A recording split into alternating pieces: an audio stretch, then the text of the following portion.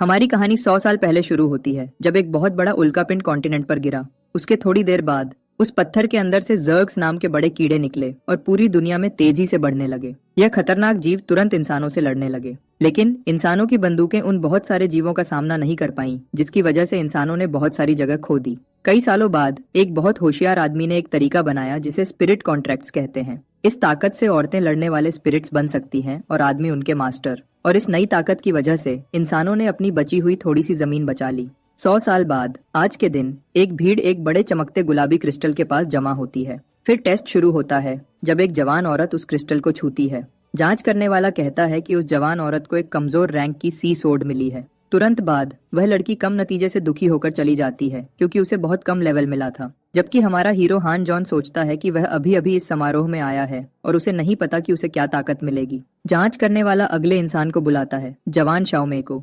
वह लाल बालों वाली लड़की पूरे विश्वास के साथ आगे आती है। फिर वह क्रिस्टल को छूती है जो स्टेज पर बहुत तेजी से चमकने लगता है। रोशनी इतनी तेज होती है कि उस जवान लड़की की आंखें चौंधिया जाती हैं। अचानक एक बहुत शक्तिशाली भाला दिखाई देता है। यह देखकर बूढ़ा जांच करने वाला हैरान रह जाता है कि जवान शाओमे को इमॉर्टल ब्लड स्पीयर मिली है, जो एक एस रैंक का सामान है। भीड़ भी लड़की की इस हालत से हैरान है। लोग कहते हैं कि अगर वह किसी उतने ही ताकतवर इंसान के साथ मिल जाए तो उन्हें कोई हरा नहीं सकता।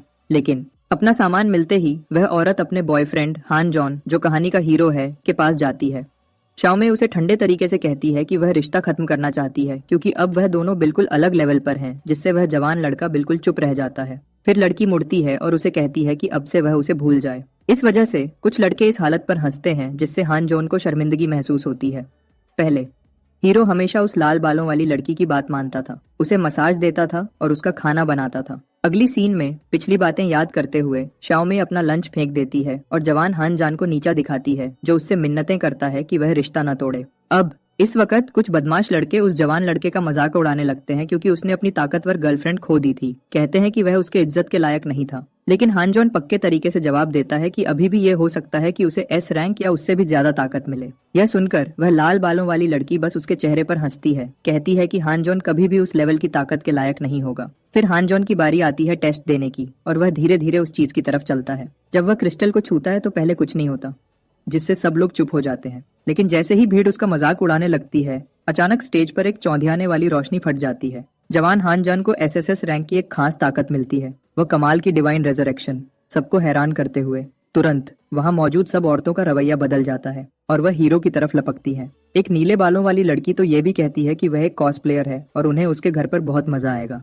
लेकिन हीरो मुंह मोड़ लेता है, कहता है कि वह सब औरतें सिर्फ दिखावे वाली हैं और उसकी तरक्की में रुकावट बनेंगी। फिर वह जवान लड़का अपनी स्टेटस विंडो पढ़ने लगता है। स्क्रीन दिखाती है कि उसकी ताकत डिवाइन है, उसके पास कई खास शक्तियां हैं जो कहानी में आगे बताई जाएंगी। उसी वक्त उसकी पुरानी गर्लफ्रेंड शाओमे पूरी हिम्मत के साथ उसके पीछे आती है, पूछती है कि क्या वह उसके साथ एक जोड़ी बनाना चाहता है। हीरो चुप रह जाता है, उसके प्रस्ताव पर सोचता है। वह अपनी नई ताकत का इस्तेमाल करके उस लाल बालों वाली लड़की का स्टेटस चेक करता है, जबकि वह हिम्मत करके कहती है कि आज से वह उसका हाथ पकड़ सकता है। हान जान अपनी ताकत से हैरान है, जो उसे सच में शाओमे के कॉन्ट्रैक्ट की सारी छुपी हुई जानकारी देखने देती है। सीधे सीधे हमारा हीरो उस बुरे प्रस्ताव को मना कर देता है। जैसे ही हान जॉन अपनी नई ताकत के साथ बेहतर प्रस्ताव ढूंढते हुए चला जाता है। कुछ देर बाद 2 लाख लड़कियां एक और जवान औरत का मजाक उड़ाती हैं जिसके पास सिर्फ खूबसूरती है, लेकिन वह सिर्फ ई रैंक की है। लड़कियां उस लड़की के स्पिरिट कॉन्ट्रैक्ट को नीचा दिखाती हैं, कहती हैं कि वह अपने कम लेवल की वजह से एकेडमी में ज्यादा देर नहीं टिक पाएगी। जल्दी ही हम इस जवान औरत शिया युवे से मिलते हैं, जो अलग थलग है और अपनी उपयोगिता पर किए गए बुरे कमेंट से दुखी है। वह जवान औरत पूछती है कि लोग उसके साथ ऐसा क्यों करते हैं, सिर्फ इसलिए क्योंकि उसका रैंक कम है। घबराकर सीआईयूए भाग जाती है और रास्ते में वह हीरो से टकरा जाती है। जब वह लड़की पीछे गिरने वाली थी, हमारा हीरो उसे मजबूती से पकड़ लेता है, पूछता है कि क्या वह ठीक है। ये पक्का करने के बाद कि वह ठीक है, हान जॉन शियायुए का स्टेटस देखता है, जैसे कि 1 और कुछ कमाल की चीज देखता है। उसे पता चलता है कि भले ही वह ई रैंक की है, उस लड़की के पास दुनिया के 10 सबसे ताकतवर सामान में से एक है, जो हमारे हीरो को हैरान कर देता है। युए कुछ कह नहीं पाती, जबकि हंजन कहता है कि कुछ नहीं हुआ। जवान औरत के बालों को धीरे से छूते हुए वह जवान लड़का पूछता है कि क्या वह उसकी ऑफिशियल पार्टनर बनना चाहेगी। लड़की इस बात से बहुत शर्मा जाती है, जबकि आसपास की दूसरी लड़कियां उस जवान लड़के की पसंद से गुस्से में आ जाती हैं। डायरेक्टर चेन पू इस हालत में दखल देने की कोशिश करता है, कहता है कि वह जवान लड़का इतना लापरवाह नहीं हो सकता। डायरेक्टर कहता है कि किसी को सिर्फ पल भर के एहसासों पर अपना पार्टनर नहीं चुनना चाहिए। और इससे पहले कि जवान शियायुए हीरो को रोकने के लिए उस प्रस्ताव को मना कर पाती, कोई आता है, चिल्लाते हुए कहता है कि एक पल रुको, एक तगड़ा आदमी आता है, जाओहू नाम पुकारता है और बातचीत रोक देता है। वह आदमी कोई और नहीं, लाल बालों वाली शाओमे का दादा था, जिसने कुछ मिनट पहले ही हीरो से रिश्ता तोड़ा था। जाओहू गुस्से से पूछता है कि हमारे हीरो ने अपनी एसएसएस ताकत का इस्तेमाल उसकी प्यारी पोती को डराने के लिए क्यों किया। उस जवान लड़के की शर्ट पकड़ते हुए दादा आगे कहता है कि यह उसकी घमंड था कि वह खुद को शाओमे से बेहतर समझे। वह तगड़ा आदमी लड़के को थप्पड़ मारने की कोशिश करता है, कहता है कि यह उसका अंत है, लेकिन अचानक उसे एक और इंसान रोक देता है। ये डायरेक्टर चेन पू था, जिसने वाइस कैप्टन जाओहू से कहा कि वह अपने गुस्से को काबू करे। वह तगड़ा आदमी फिर कहता है कि वह तभी जाएगा जब उसकी पोती के साथ एक कॉन्ट्रैक्ट बनेगा। हंजन उन्हें बीच में रोकता है और कहता है कि वह चिया युए के साथ कॉन्ट्रैक्ट बनाएगा, चाहे कुछ भी हो।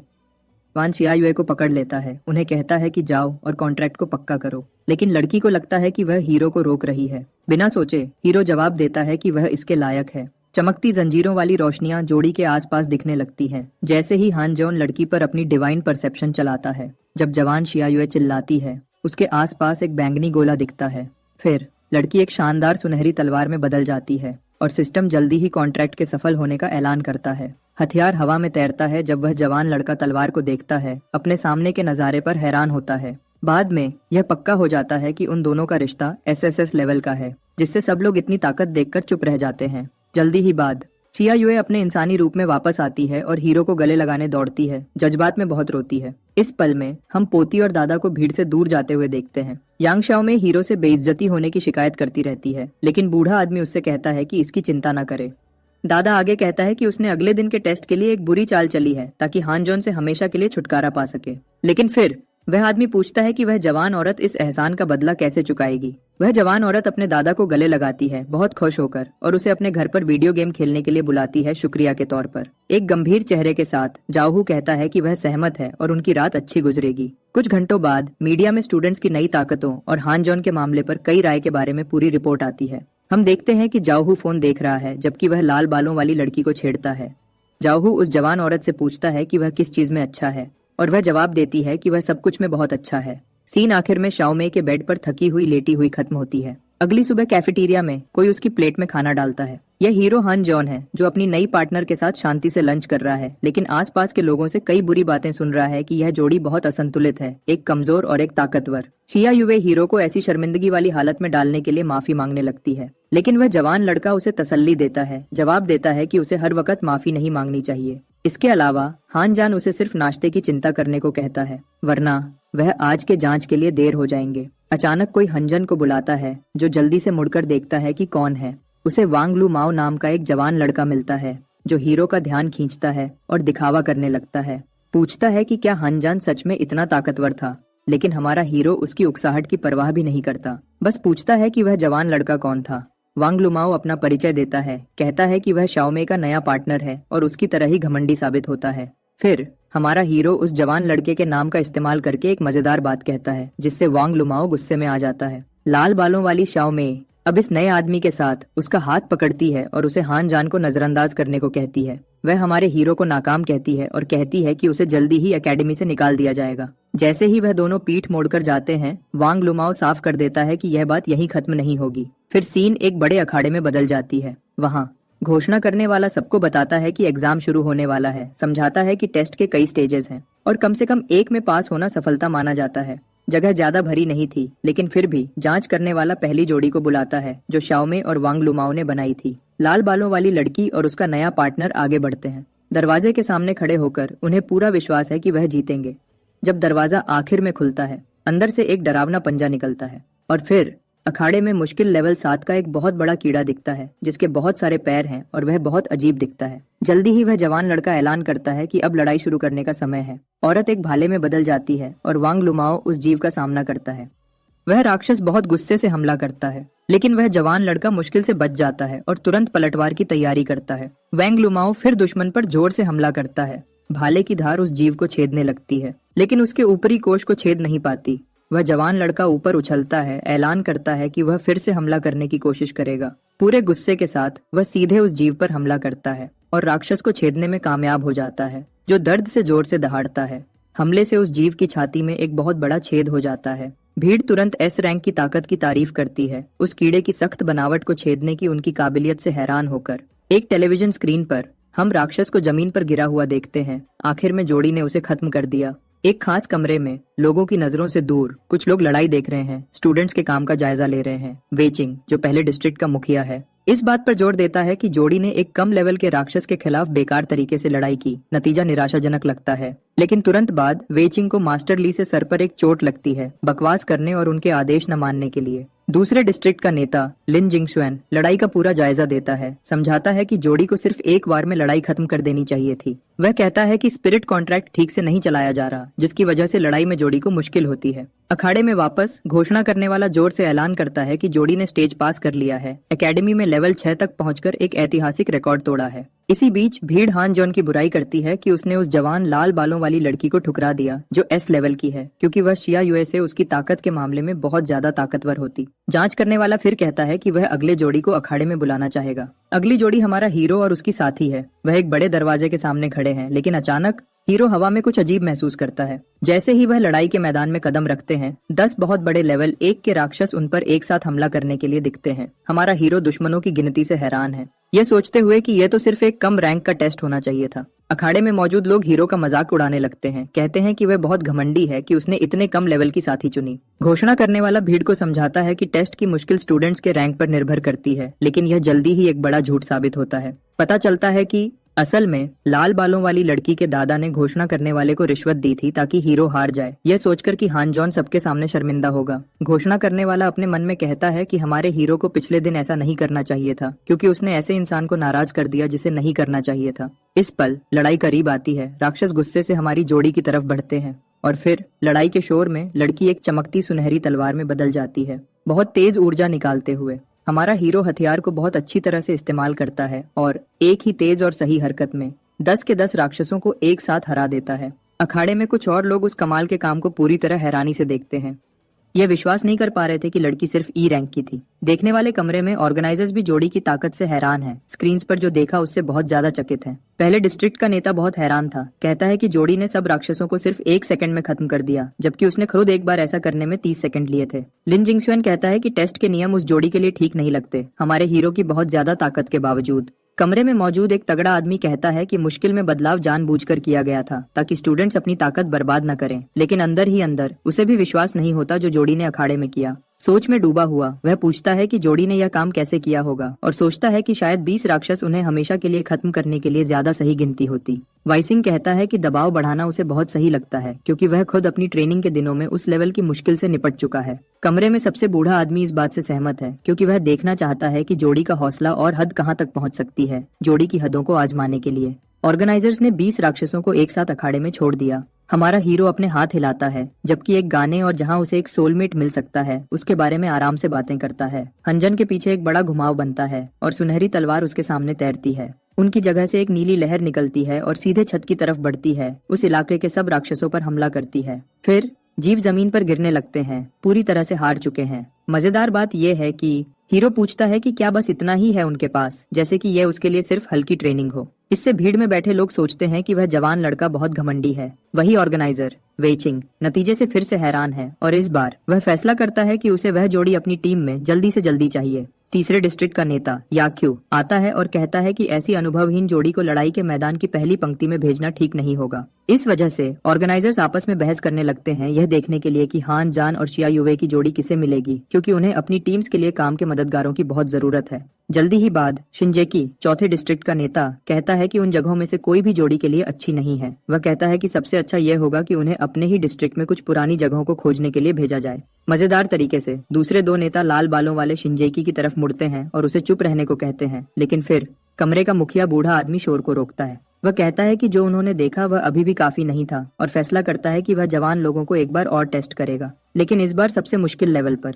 उसी कमरे के पीछे हम लाल बालों वाली शाओमे के दादा को देखते हैं। ऑर्गेनाइजर की पसंद से बहुत खुश होता है, सोचता है कि हानजान इसमें कैसा करेगा। अखाड़े में वापस बिल्कुल बीच में एक बड़ा दरवाजा है जिसके सामने एक आदमी खड़ा है। भ्रष्ट जांच करने वाला फिर से कहता है कि बड़े अफसर के फैसले के मुताबिक मुश्किल को सबसे ऊंचे लेवल तक बढ़ाया जाएगा। मुश्किल लेवल 3 पर 10 दूसरे लेवल की छिपकलियां लड़ाई के मैदान में दिखती हैं, साथ में 10 थंडरबर्ड्स भी। भीड़ तुरंत इस नजारे से डर जाती है। उन राक्षसों के हमले और बचाव के कमाल के तालमेल की वजह से उस लेवल की मुश्किल से निपटना किसी के लिए भी आसान नहीं होगा। हमारा हीरो हनजन लेकिन कहता है कि अब उसे सच में एक सही चुनौती मिलेगी, वह गंभीरता से लड़ पाएगा। भीड़ से सब कुछ देखते हुए वांग लुमाओ कहता है कि जवान हान जॉन बहुत घमंडी है। जीव फिर तेजी से हीरो की तरफ बढ़ते हैं। एक साथ थंडरबर्ड्स एक डरावनी दहाड़ निकालते हैं, लेकिन हमारा हीरो बिल्कुल भी नहीं डरता। अपनी सुनहरी तलवार का इस्तेमाल करके हान जॉन कई स्पिरिचुअल सोल्जर्स को अपने साथ लड़ने के लिए बुलाता है। जैसे ही सोल्जर्स आगे बढ़ते हैं, वह चिल्लाते हैं कि वह सब राक्षसों को एक साथ खत्म कर देंगे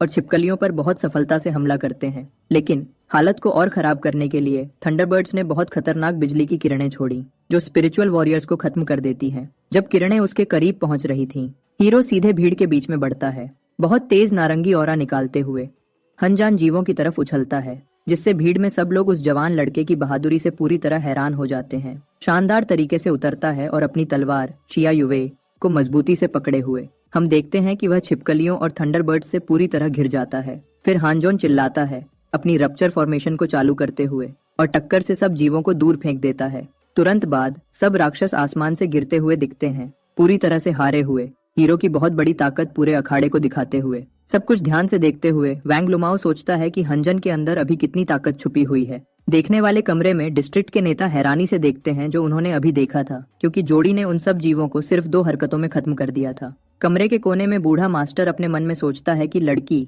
शिया युवे हीरो के साथ लड़ाई के दौरान उसकी ताकतें बहुत बढ़ गई थीं। बूढ़े मास्टर ने फिर तुरंत अपने नौकर को बुलाया। वह आदमी अपने मास्टर के पास बहुत तेज रफ्तार से पहुंचा, अपनी पूरी वफादारी दिखाते हुए। नौकर ने पूछा कि उस वक्त उसका क्या काम था, और प्रोफेसर ने कहा कि निर्देश ये था कि नौकर की खास ताकत का इस्तेमाल करके लड़के हान जॉन का असली ताकत लेवल पता किया जाए। नौकर ने फिर कहा कि उसने पहले भी टेस्ट के दौरान ऐसा करने की कोशिश की थी, लेकिन वह उससे बिल्कुल कुछ भी पढ़ नहीं पाया। नौकर ने अपनी बात पूरी करते हुए कहा कि शायद यह वही रहस्यमयी मामला था जैसे जवान लिंगजन का।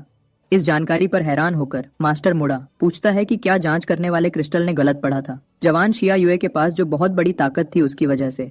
नौकर ने जवाब दिया कि यह सच में हो सकता है, लेकिन मास्टर छुतोंग को पूरी हालत बहुत अजीब लगी। बूढ़े आदमी ने कहा कि लिंगजन का हानजान से जल्दी मिलना जरूरी था, लेकिन अभी भी एक सवाल था जो प्रोफेसर को बहुत परेशान कर रहा था, जिसने नौकर से पूछा कि उन 2 जवान लोगों के बीच के कॉन्ट्रैक्ट की स्पिरिचुअल टैलेंट का नाम क्या था। बहुत गंभीरता से नौकर ने अपने मास्टर को बताया कि उनकी ताकत का नाम शन नुंग्स ट्राइपॉड था। सीन फिर अखाड़े में हीरो के पास वापस आती है। जांच करने वाला पूछता है कि क्या हानजान पक्का है कि वह अगले चुनौती में जा सकता है। 1 सेकंड भी बिना हिचकिचाए जवान लड़के ने जवाब दिया कि वह पक्का है। अचानक अखाड़े में लेवल 4 की एक भीड़ दिखी, पोर्टल से निकलते हुए और गुस्से से दहाड़ते हुए।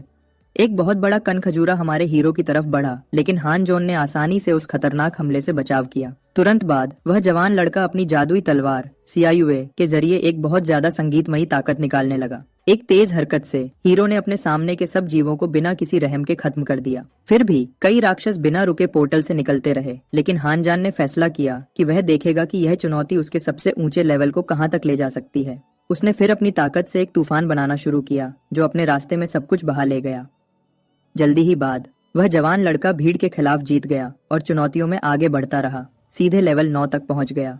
लड़ाई के बाद सब जीव हानजान के आसपास बिखरे पड़े थे, उस जवान लड़के की बहुत ज्यादा ताकत से पूरी तरह हारे हुए। उसी वक्त जांच करने वाले ने कहा कि हानजॉन पहले ही लेवल 9 तक पहुंच चुका था और टेस्ट को वहीं रोक सकता था, लेकिन कमाल की बात यह है कि हीरो ने ऐलान किया कि वह मुश्किल लेवल 10 तक जाना चाहता है। इस फैसले ने चश्मे वाले जांच करने वाले को, जो उसने अभी सुना था, उस पर पूरी तरह हैरान कर दिया। पास में भीड़ ने सोचा कि यह नामुमकिन था, क्योंकि हान जॉन ने अभी अभी अपनी ताकत जगाई थी और पहले ही एकेडमी में कभी न देखे गए लेवल को चुनौती देना चाहता था। सीन फिर पहले डिस्ट्रिक्ट के नेता वेचिंग पर आती है। उसने कहा कि वह खुद सिर्फ 9वें लेवल तक पहुंच पाया था जब वह अपनी सबसे ऊंची ताकत पर था। एक वीडियो दिखाई दी, याद दिलाते हुए जब नेता वेचिंग ने यह बड़ा काम किया था। अगर हमारा हीरो 10वें राउंड में जीत जाता तो वह पूरी एकेडमी के लिए एक ऐतिहासिक रिकॉर्ड तोड़ देता। इस वजह से पहले और दूसरे डिस्ट्रिक्ट के नेता आपस में लड़ने लगे, उस खास ताकत को अपनी अपनी टीम्स के लिए पक्का करना चाहते थे। लिन जिंगशुएन ने होशियारी से अपने चश्मे नीचे किए, लड़के के लिए लड़ने की तैयारी करते हुए।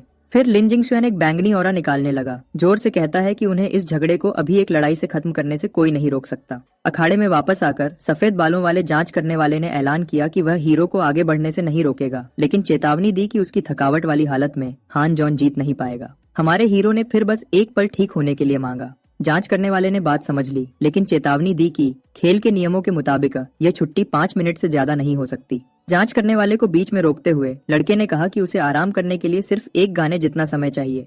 तुरंत हान जान के लिए बहुत तेज ठीक होने की प्रक्रिया शुरू हो गई, जिससे स्टैंड्स में सब लोग पूरी तरह हैरान रह गए। इससे देखने वालों को एहसास हुआ कि भले ही हीरो और उसकी तलवार शिया युए अपनी नई ताकतों में बहुत अलग थे, उनका साथ बस कमाल का था। अब ऑफिस में वापस डिस्ट्रिक्ट के नेताओं के बीच झगड़ा बढ़ता जा रहा था, यह देखने के लिए कि स्टूडेंट जोड़ी किसे मिलेगी। कमरे के कोने में किसी ने जोर से खांसा, सब शोर के बीच ध्यान खींचने के लिए। यह लिu जिंगचुन था, 5वें डिस्ट्रिक्ट का नेता।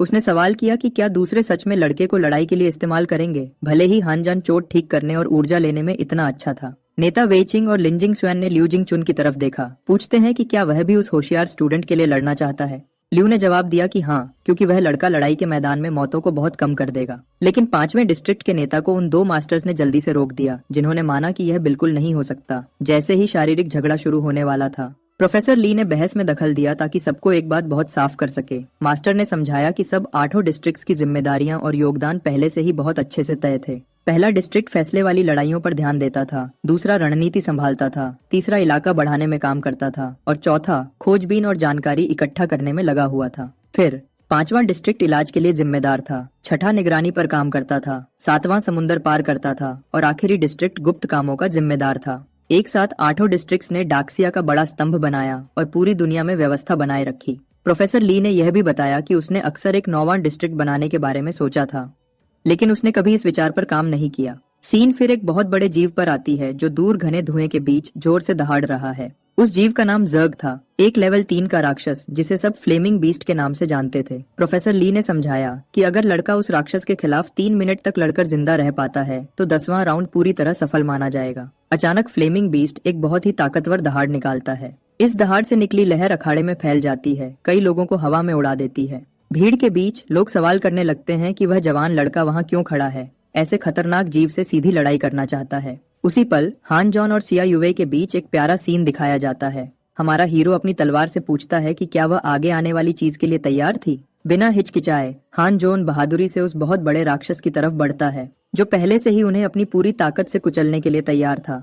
लेकिन जर्ग जीव तुरंत जवाब देता है, अपना बहुत बड़ा मुंह खोलता है और एक बहुत बड़ा आग का गोला फेंकता है। आग का गोला जो हवा को चीरते हुए सीधे उस जवान लड़के की तरफ आता है। हमारा हीरो मुश्किल से उस खतरनाक हमले से बच जाता है, आखिरी सेकंड में तेजी से अपने शरीर को एक तरफ झुकाते हुए। हन जॉन के बिल्कुल पीछे अखाड़े में एक बहुत बड़ा धमाका होता है, जो उस जीव के आग के हमले के भयानक असर से हुआ था। हान जॉन फिर इस छोटे मौके का फायदा उठाता है और अपनी सारी माना अपनी तलवार में इकट्ठा करता है, अपनी ताकत को एक तेज पलटवार के लिए तैयार करता है। समय बर्बाद किए बिना वह जवान लड़का उछलता है और जमीन से थोड़ा ऊपर तैरता है, जोर से चिल्लाता है ताकि अपने आसपास की सारी ताकत इकट्ठा कर सके। उससे इतनी ताकत निकलती है कि हवा का झोंका भीड़ में बैठे एक गंजे आदमी का विग भी उड़ा देता है। पास की लड़कियां भी ऐसी ताकत के बहुत बड़े दबाव से बच नहीं पाती और उन्हें कस के पकड़ना पड़ता है ताकि वह उड़ न जाएं। उस सारी इकट्ठी की हुई ताकत के साथ हान जॉन एक केंद्रित हवा का हमला सीधे उस बहुत बड़े राक्षस पर करता है। तुरंत उसके सामने एक बहुत बड़ा तूफान बनने लगता है, जो तेजी से और गुस्से से घूमता है। जर्ग राक्षस उस हवा के हमले की बहुत ज्यादा ताकत महसूस करने लगता है और जल्दी ही समझ जाता है कि वह ज्यादा देर तक रोक नहीं पाएगा। फिर हमें बस जर्ग का कमाल का नजारा दिखता है, जो ऊंचा हवा में उछल जाता है, एक मामूली गुड़िया की तरह घूमता हुआ। जैसे ही वह बेकाबू होकर उड़ता है, फ्लेमिंग बीस्ट अपनी आखिरी दहाड़ निकालता है निराशा में, अपने पक्के अंत से पहले। कुछ ही पलों में वह बहुत बड़ा राक्षस हवा की बहुत ज्यादा ताकत से पूरी तरह बर्बाद हो जाता है। सिर्फ छोटे टुकड़े हवा में उड़ते हुए रह जाते हैं। भीड़ में लोग देखते हैं उस जवान लड़के ने जो बहुत बड़ी ताकत दिखाई है, ऐसे पागलपन वाली चुनौती को पूरा करने में उससे पूरी तरह हैरान है। बहुत जलन के बावजूद लाल बालों वाली शाओमे और उसका नया पार्टनर वांग लुमाओ भी हीरो के काम से साफ तौर पर हैरान है। हमले के बाद हान जान खुद सोचता है कि इतने ऊंचे लेवल की चुनौती को बनाए रखना भविष्य में उसके शरीर के लिए पक्का बुरे नतीजे लाएगा। अचानक हीरो के आसपास की वर्चुअल दुनिया बिगड़ने लगती है, उस लड़ाई सिमुलेशन के ऑफिशियल अंत का इशारा करते हुए। उसी पल एक रहस्यमयी आदमी सीन पर आता है, कहता है कि वह बहुत खुश है कि हान जॉन ने पूरी चुनौती पास कर ली और अगले स्टेज तक पहुंच गया। जब लड़का पूछता है कि वह अजनबी कौन है, तो वह आदमी शांति से अपना परिचय लिन जिंगशुएन के रूप में देता है। कहता है कि वह उस इलाके में एक बहुत खास इंसान है। वह रहस्यमयी आदमी समझाता है कि वह एक डिस्ट्रिक्ट का जिम्मेदार है और बिना घुमाए फिराए उस जवान लड़के से एक सीधा और मुश्किल सवाल पूछता है। लिन जिंगशुएन जानना चाहता है कि लड़ाई कौन जीतेगा और हनजियांग कहता है कि जर्ग्स शायद जीत सकते हैं, लेकिन इंसान कभी नहीं हारेंगे। वह जवान लड़का सीधे जवाब देता है कि वह हर कीमत पर इससे रोकने के लिए लड़ेगा, ताकि सब लोग शांति और खुशहाली में जी सकें। यह ईमानदार जवाब सुनकर उन दोनों के पास खड़ा कोई उस जवान लड़के के लिए बहुत उत्साह से ताली बजाने लगता है। यह एक बूढ़ा आदमी था जो पास आता है और पूछता है कि क्या वह जवान लड़का उसका चेला बनना चाहेगा, जबकि लिन जिंगशुआन उसका परिचय मास्टर ली के रूप में देता है। उसे देखते ही हीरो तुरंत समझ जाता है कि यह मशहूर और इज्जतदार ली शूतोंग है, डाक्सिया के सबसे ताकतवर परिवार का मुखिया। जल्दी ही हम 100 साल पहले की बूढ़े आदमी की कहानी देखते हैं, जब 3 जर्ग एम्परर्स डाक्सिया को बर्बाद करने के लिए इकट्ठे हुए थे। लेकिन उस लड़ाई के सबसे मुश्किल पल में ली शुतोंग ने अकेले ही 3 राक्षसों के खिलाफ लड़ाई की, उन्हें मार दिया और डाक्सिया को पूरी तबाही से बचाया। अब इस वक्त में वापस हान जॉन पूछता है कि क्या मास्टर सच में उसे अपना चेला बनाना चाहेंगे, और ली शुतोंग हाँ कहता है। फिर हान जॉन इज्जत से उनका अभिनंदन करता है। एक जिंदा लेजेंड से ट्रेनिंग पाने के इस अनोखे सम्मान के लिए बहुत शुक्रगुजार है। वहाँ मौजूद सब स्टूडेंट्स में से वह जवान लड़का ही था जो बूढ़े आदमी के ट्रेनिंग के लिए मुश्किल पसंद के लिए सबसे ज्यादा सही था। लेकिन क्योंकि यह पहली बार था जब वह मास्टर और चेले के रूप में मिले थे, ली शुतोंग उसे सिर्फ एक अंगूठी तोहफे में देता है। असल में यह एक खास चीज है जो एक इन्वेंट्री की तरह काम करती है, जो एक जर्ग एम्परर की हड्डियों से बनाई गई थी, जिसे बूढ़े आदमी ने सालों पहले मारा था। इसके अलावा बूढ़े मास्टर कहते हैं कि अंगूठी में एक जानलेवा और तबाह करने वाली ऑरा है। हमारे हीरो को इस नई चीज के साथ सावधान रहने की चेतावनी देते हैं। दूसरी तरफ यह एक ऐसी चीज है जो कम लेवल के जर्ग्स को डराती है, लेकिन इसके उल्टा ये ऊंचे लेवल के जर्ग्स को इस्तेमाल करने वाले के प्रति बहुत ज्यादा गुस्से वाला बना देती है। वह चेतावनी देते हैं कि अगर जवान लड़का चाहे तो उसे इसका इस्तेमाल करने की जरूरत नहीं है, लेकिन हमारा हीरो पूरे यकीन से कहता है कि वह खतरा मोल लेता है और अंगूठी रखना चाहता है। सीधे तौर पर नहीं, मास्टर कहते हैं कि वह खुश हैं कि उनका नया चेला डरपोक नहीं है, जबकि चश्मे वाले जांच करने वाले पर मजाक भरी नजर डालते हुए। तुरंत बाद नए मास्टर स्टूडेंट हान जॉन और उसकी पार्टनर शिया युए दोनों को एग्जाम में उनके खास काम के लिए बधाई देते हैं और उन्हें कुछ खाने के लिए बुलाते हैं। उसके बाद वह सीधे एक रेस्टोरेंट में जाते हैं अखाड़े में मिली बड़ी जीत का जश्न मनाने के लिए और नए चेले को अपनाने का। उनके पहुंचने पर मास्टर ली शुतोंग ने ऐलान किया कि उसने कुछ खास लोगों को उनके साथ आने के लिए बुलाया था, ताकि जोड़ी बड़े लोगों से बेहतर तरीके से मिल सके। फिर लिन जिंगशुआन ने जोड़ी से अपना परिचय दिया, बताया कि वह दूसरे डिस्ट्रिक्ट के लड़ाई वाले इलाके का जिम्मेदार था। बाद में उन्हें पता चला कि वहां मौजूद सब लोग लड़ाई के साथी थे। तीसरे डिस्ट्रिक्ट से ये क्यू, चौथे से शन जेकी और आखिर में 5वें डिस्ट्रिक्ट से लिu जिंगचुन। हमारा हीरो सबका वहां होने के लिए नम्रता से शुक्रिया करता है, लेकिन चिकने बालों वाले लाल बालों वाले नेता ने कहा कि शुक्रिया की जरूरत नहीं है, क्योंकि वह सब परिवार की तरह थे। बदकिस्मती से कुछ लोग डिनर पर नहीं आ पाए, जैसे 6वें डिस्ट्रिक्ट का नेता जो सीमा पर पहरा दे रहा था और 7वें का नेता जो देश से बाहर था। लेकिन जैसे ही वह 8वें डिस्ट्रिक्ट के नेता के बारे में बात करने वाले थे, कुछ अनोखा हुआ। हैरानी की बात यह है कि 8वां नेता रेस्टोरेंट में अचानक कहीं से भी दिखा। कहता है कि वह बस थोड़ा देर से आया था, लेकिन चेतावनी दी कि वह ज्यादा देर रुक नहीं सकता। जल्दी से उसने अपना कॉन्टैक्ट नंबर दिया अगर हमारा हीरो जानलेवा खतरे में पड़ जाए, लेकिन सावधान किया कि हानजान को इसका इस्तेमाल करने का सिर्फ एक मौका मिलेगा। और जितनी तेजी से वह आया था, वह आदमी एक पलक झपकते ही सीन से गायब हो गया, जिससे सब लोग उसकी रफ्तार से हैरान रह गए। इससे हानजान 8वें नेता की अनोखी और रहस्यमयी शख्सियत से पूरी तरह हैरान हो गया। उसी वक्त लिन जिंगशुआन ने उस जवान लड़के को एक डिब्बा दिया, जिसमें उसके और उसके भाइयों के तोहफे थे। कई तरह के सामान, कपड़े और ताकतों से भरा हुआ था, ताकि जोड़ी की मदद हो सके। हमारा हीरो बहुत खुश था और डिस्ट्रिक्ट मास्टर्स का उनके बड़े तोहफे के लिए दिल से शुक्रिया किया। लेकिन जश्न का माहौल तब टूट गया जब एक मोटी बूढ़ी औरत रेस्टोरेंट में घुस आई, चिल्लाते हुए कहती है कि वह उसके बिना खाना खा रहे थे। छिया युए पूरी तरह हैरान और बहुत शर्मिंदा थी यह जानकर कि उसकी अपनी मौसी ऐसी पब्लिक में तमाशा कर रही थी। बूढ़ी औरत ने बहुत बदतमीजी से कहा कि वह जवान लड़की आमतौर पर घर पर खाना खाती थी और उस पर इल्जाम लगाया कि वह अब अपनी ताकतें जगाने के बाद मजा करने के लिए भागने की कोशिश कर रही थी। लेकिन उस जवान औरत को खुद को समझाने का मौका दिए बिना ही वह औरत गुस्से से आगे बढ़ी। सबके सामने शियायुए के चेहरे पर थप्पड़ मारने की कोशिश करती है, लेकिन वार लगने से पहले हमारे हीरो ने जल्दी से काम किया और बूढ़ी औरत का हाथ मजबूती से पकड़ लिया। हमले को रोकते हुए बिना हिचकिचाए मौसी ने अपना हाथ जोर से खींचा। लड़के पर चिल्लाते हुए कहती है कि उसे तुरंत छोड़ दे और उसके मामलों में दखल न दे। जोर से चिल्लाते हुए बूढ़ी औरत ने दावा किया कि जवान हनजोन सिर्फ लड़की की ताकत का इस्तेमाल करके उसे अपने काबू में करना चाहता था और पैसे मांगे। कहती है कि उसने लड़की को पालने में बहुत पैसा लगाया था। छिया युवे पूरी हालत और औरत की हिम्मत से बहुत गुस्से में थी कि उसने रेस्टोरेंट में ऐसा तमाशा किया। अचानक लड़की गुस्से में आ गई, चिल्लाते हुए कहती है कि बस हो गया और वह और बकवास नहीं सुन सकती। लेकिन बूढ़ी औरत ने और भी बदतमीजी से ऐलान किया कि लड़की ने हद पार कर दी थी और बहुत बदतमीज थी, जो मजेदार बात थी क्योंकि उसने खुद उसे पाला था। अपना तमाशा जारी रखते हुए वह चिल्लाई कि चौथे डिस्ट्रिक्ट का मामा अपनी भतीजी की बदतमीजी से निराश होगा, वहाँ मौजूद सबको धमकाते हुए। टेबल पर बैठे नेताओं ने हैरानी से एक दूसरे को देखा और सवाल किया कि यह चौथे डिस्ट्रिक्ट का मामा कौन हो सकता है जिसका वह औरत बार बार जिक्र कर रही थी। पूरी तरह बदतमीजी से बूढ़ी औरत चिल्लाई, पूछती है कि वह जवान लड़का खुद को क्या समझता है जो उसका हाथ पकड़े हुए है। उसने मास्टर ली शुतोंग की तरफ उंगली भी उठाई। नफरत से पूछती है कि क्या वह हीरो का दादा है जो बिल भर रहा था। बूढ़ी औरत ने चेतावनी दी कि अगर वह सच में जोड़ी को ले जाना चाहता है तो उसे सोना, एक घर और एक गाड़ी से भुगतान करना पड़ेगा। तीसरे, चौथे और पांचवें डिस्ट्रिक्ट से अपने रिश्तेदारों को बुलाने की धमकी देते हुए ताकि हालत को ठीक किया जा सके। ऐसी पागलपन के लिए और सब्र न होने पर बूढ़े मास्टर ने नेताओं से कहा कि जल्दी से काम करें और इस पागल औरत को चुप कराएं। पूरी निराशा में जवान लड़के तुरंत फोन करने लगे। जानना चाहते थे कि सिक्योरिटी ने इस औरत को उनके डिस्ट्रिक्ट्स में कैसे घुसने दिया। बूढ़ी औरत ने एक बार फिर धमकी दी। कहती है कि उसे वहां किसी से डर नहीं लगता क्योंकि उसके बहुत ताकतवर जान पहचान वाले थे जो उनसे निपट लेंगे। उसी पल औरत का फोन जोर से बजा, रेस्टोरेंट के बीच में उसके शोर शराबे को रोकते हुए। कॉल उठाते ही उसे दूसरे छोर से एक बहुत बड़ी डांट पड़ी जिसने उसे बताया कि आज से उनके परिवार अब रिश्तेदार नहीं थे। अब अपने चेहरे पर ठंडी मुस्कान के साथ मास्टर ली ने सवाल किया कि वह ताकतवर जान पहचान वाले कहाँ थे जिनका उसने उनसे निपटने का दावा किया था। लाइन के दूसरे छोर से मामा न्यू ने चेतावनी दी कि उसे इस गड़बड़ में शामिल न करे और औरत से कहा कि उसे जोड़ी को अकेला छोड़ देना चाहिए क्योंकि हान, जॉन और शाओ युए बड़े नेताओं द्वारा सुरक्षित थे। झटका इतना बड़ा था कि फोन जमीन पर गिर गया। साथ ही मौसी भी गिर गई जो उसने अभी सुना था उस पर पूरी तरह हैरान थी। कोई रास्ता न देखकर और पूरा तमाशा देखते हुए रेस्टोरेंट के सिक्योरिटी गार्ड्स ने जल्दी से काम किया और औरत को जबरदस्ती जगह से हटा दिया जबकि वह जमीन पर और लोगों के सामने तमाशा करती रही। मास्टर ली चिल्लाने से पूरी तरह सब्र खो चुके थे। औरत पर एक दबाव वाला हमला किया जो सिर्फ बेचैनी से चिल्लाई जब उसे बाहर घसीटा जा रहा था। इस अफसोसनाक घटना के बाद सिया युए ने सबसे माफी मांगी। अपनी मौसी के गलत रवैये से साफ तौर पर शर्मिंदा और दुखी थी। लेकिन मास्टर ली शुतोंग ने उस जवान औरत को तसल्ली दी। कहते हैं कि क्योंकि उसके माँ बाप नहीं थे, उसकी नई फैमिली अब वह लोग होंगे, हान जान, उसके लड़ाई के साथी और उसका नया दादा ली। उस जवान औरत और हमारे हीरो को अपने साथ रहने के लिए बुलाते हुए वह जवान औरत जज्बात में आंखों में आंसुओं के साथ निमंत्रण स्वीकार करती है। बहुत समय बाद पहली बार अपनापन महसूस करती है।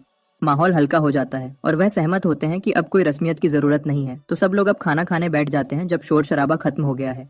उसके बाद मास्टर हमेशा की तरह सोच समझकर जोड़ी को सिखाने लगते हैं कि खास पकवान कैसे खाते हैं, अलग अलग तरह के शिकारियों से तुलना करते हुए।